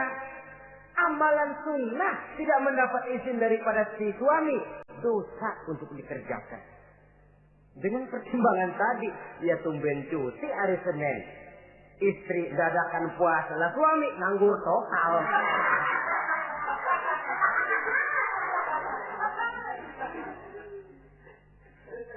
Saudara hadirin yang saya muliakan, Nabi bersabda, "Ayyuma imra'atin matat wa zawjuha anha radin illa dakhalatil jannah."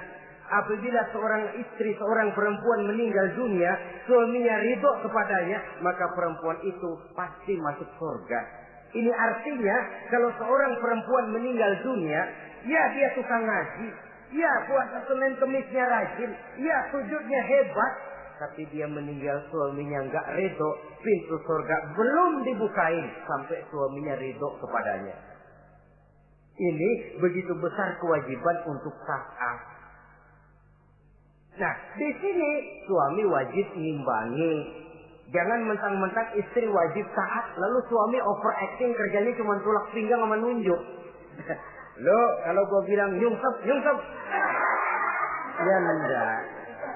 Contoh dari baginda Nabi tadi sendiri kok, beliau itu menjahit bajunya, memperbaiki kasusnya. Yang bisa, ya kerjakan, nggak usah ngandeli. Saudara hadirin, yang kedua, seorang istri berkewajiban untuk memperlihatkan budi pekerti yang baik kepada suaminya. Lah, budi pekerti itu yang baik yang bagaimana? Yang diisyaratkan oleh Nabi. Apa kata beliau?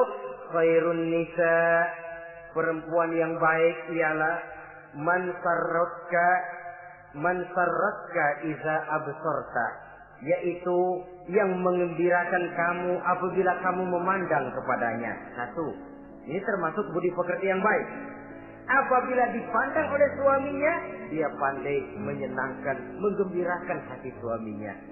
Jadi, tolong ibu-ibu, jadilah istri yang siap pakai. Nah, itu tuh. Itu istilahnya. Anytime already, standby. Ya. Apabila dipandang, dia sanggup menggembirakan hati suaminya. Suami pulang dari pasar dagang rugi, istrinya tampil. Itulah bang romantikanya dagang. Boya sekali-sekali rugi.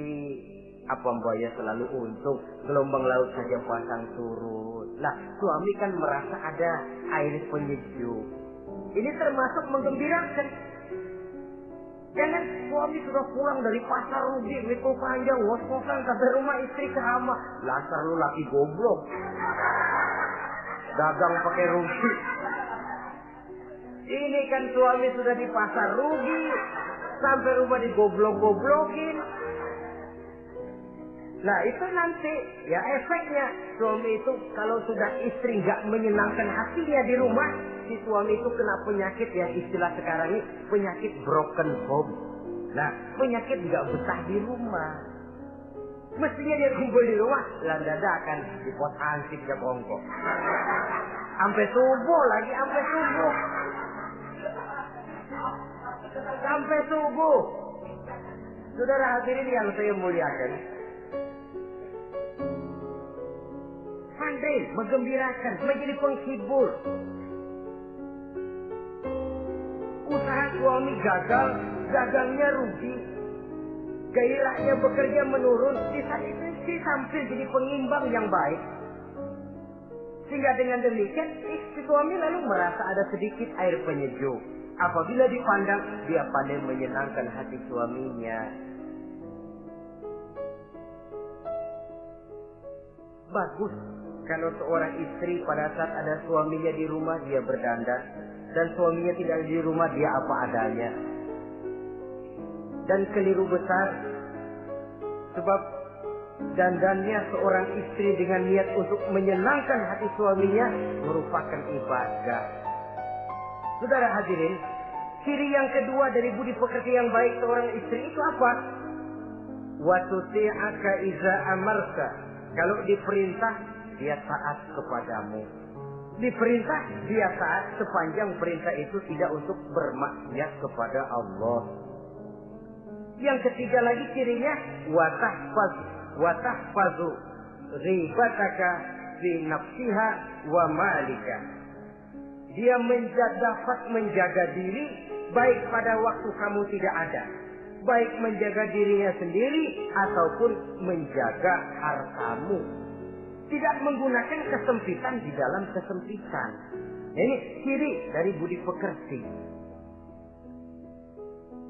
Yang ketiga, sekarang kewajiban seorang istri dapat mengatur rumah tangga dengan baik dan rapi. Mengatur rumah tangga itu kan tidak perlu biaya yang mahal-mahal. Asal ditempatkan pada tempat yang serasi, komposisi warna yang cocok, tidak perlu perhiasan yang mewah-mewah.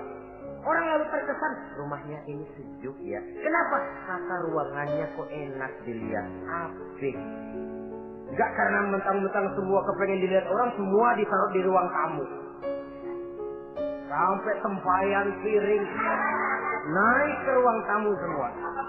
Walaupun mahal, tapi kalau tidak pada tempatnya kan orang lalu, ini kok terlalu amat ya. Dapat menata. Dan menata ini tentu karena pergaulan. Saudara hadirin yang saya muliakan, sehingga dengan demikian ada suasana kebetahan. Orang di rumah itu merasa seperti, itulah yang dikatakan Nabi, baiti jannati, rumah tanggaku laksana surga bagiku. Laksana kebun, tempat di mana kita melepaskan lelah, tempat di mana kita menemukan ketenangan, tempat di mana kita menemukan refreshing dari segala kejenuhan dan kelelahan akibat tugas-tugas yang kita hadapi, baik di kantor, di tengah masyarakat, di pasar dan lain sebagainya. Yang keempat, jangan menambah kesulitan suami. Syukur kalau malah bisa membantunya. Bahwa ada seorang istri yang bekerja itu bagus, asal bisa menjaga diri dan bisa menjaga kepercayaan dan kehormatan daripada suaminya. Dan suami pun yakin bahwa jenis pekerjaan yang dikerjakan oleh istrinya itu tidak bertentangan dengan agama.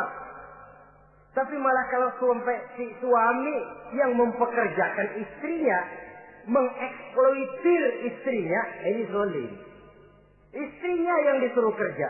Suami ongkang-ongkang kaki di rumah. Istrinya yang peras keringat banting tulang. Ya kalau kerja, kalau dikerjain lebih parah lagi. Kan tidak sedikit toh problema rumah tangga semacam ini. Sehingga dengan demikian akhirnya apa? Kendali rumah tangga di tangan istri. Karena istri merasa dia yang cari duit. Istri merasa dia yang berusaha. Kenapa dia tidak mengendalikan rumah tangganya? Dikala itu jatuhlah suami di bawah komando istrinya. Hilang wibawa, hilang karisma, tidak ada ketakutan. Malah akhirnya berbalik seolah-olah si suami jadi istri dan si istri menjadi suami. Apalagi di zaman seperti sekarang. Walaupun pekerjaan sulit, tapi mereka yang punya wajah cantik, mudah senyum, gampang bergaul, dan mau obral. Tentu banyak saja lapangan kerja yang nyata-nyata bertentangan dengan agama. Nah, yang terakhir, kewajiban daripada istri ialah hemat, cermat, rajin, dan pandai menyimpan. Kalau dia dibelikan perhiasan oleh suaminya, niatnya tidak lain. Pertama, menyenangkan hati suaminya. Yang kedua, berjaga-jaga kalau nanti ada kesulitan. Toh perhiasan ini bisa dimanfaatkan. Tidak untuk show, tidak untuk sombong-sombongan, tidak untuk hebat-hebatan. Tapi dua hal yang jadi pilihan utama tadi. Dengan sikap hemat, cermat, rajin, dan pandai ini, menyimpan, memanfaatkan, dan menggunakan, maka nilai ekonomi di rumah tangga insya Allah akan mengalami stabilnya. Dengan demikian saudara-saudara, secara sepintas kewajiban suami dan istri sudah kita bicarakan. Dengan saling melaksanakan kewajiban akan timbul saling pengertian. Dari pengertian akan timbul ketenangan. Dari ketenangan insya Allah akan terwujud rumah tangga yang bahagia.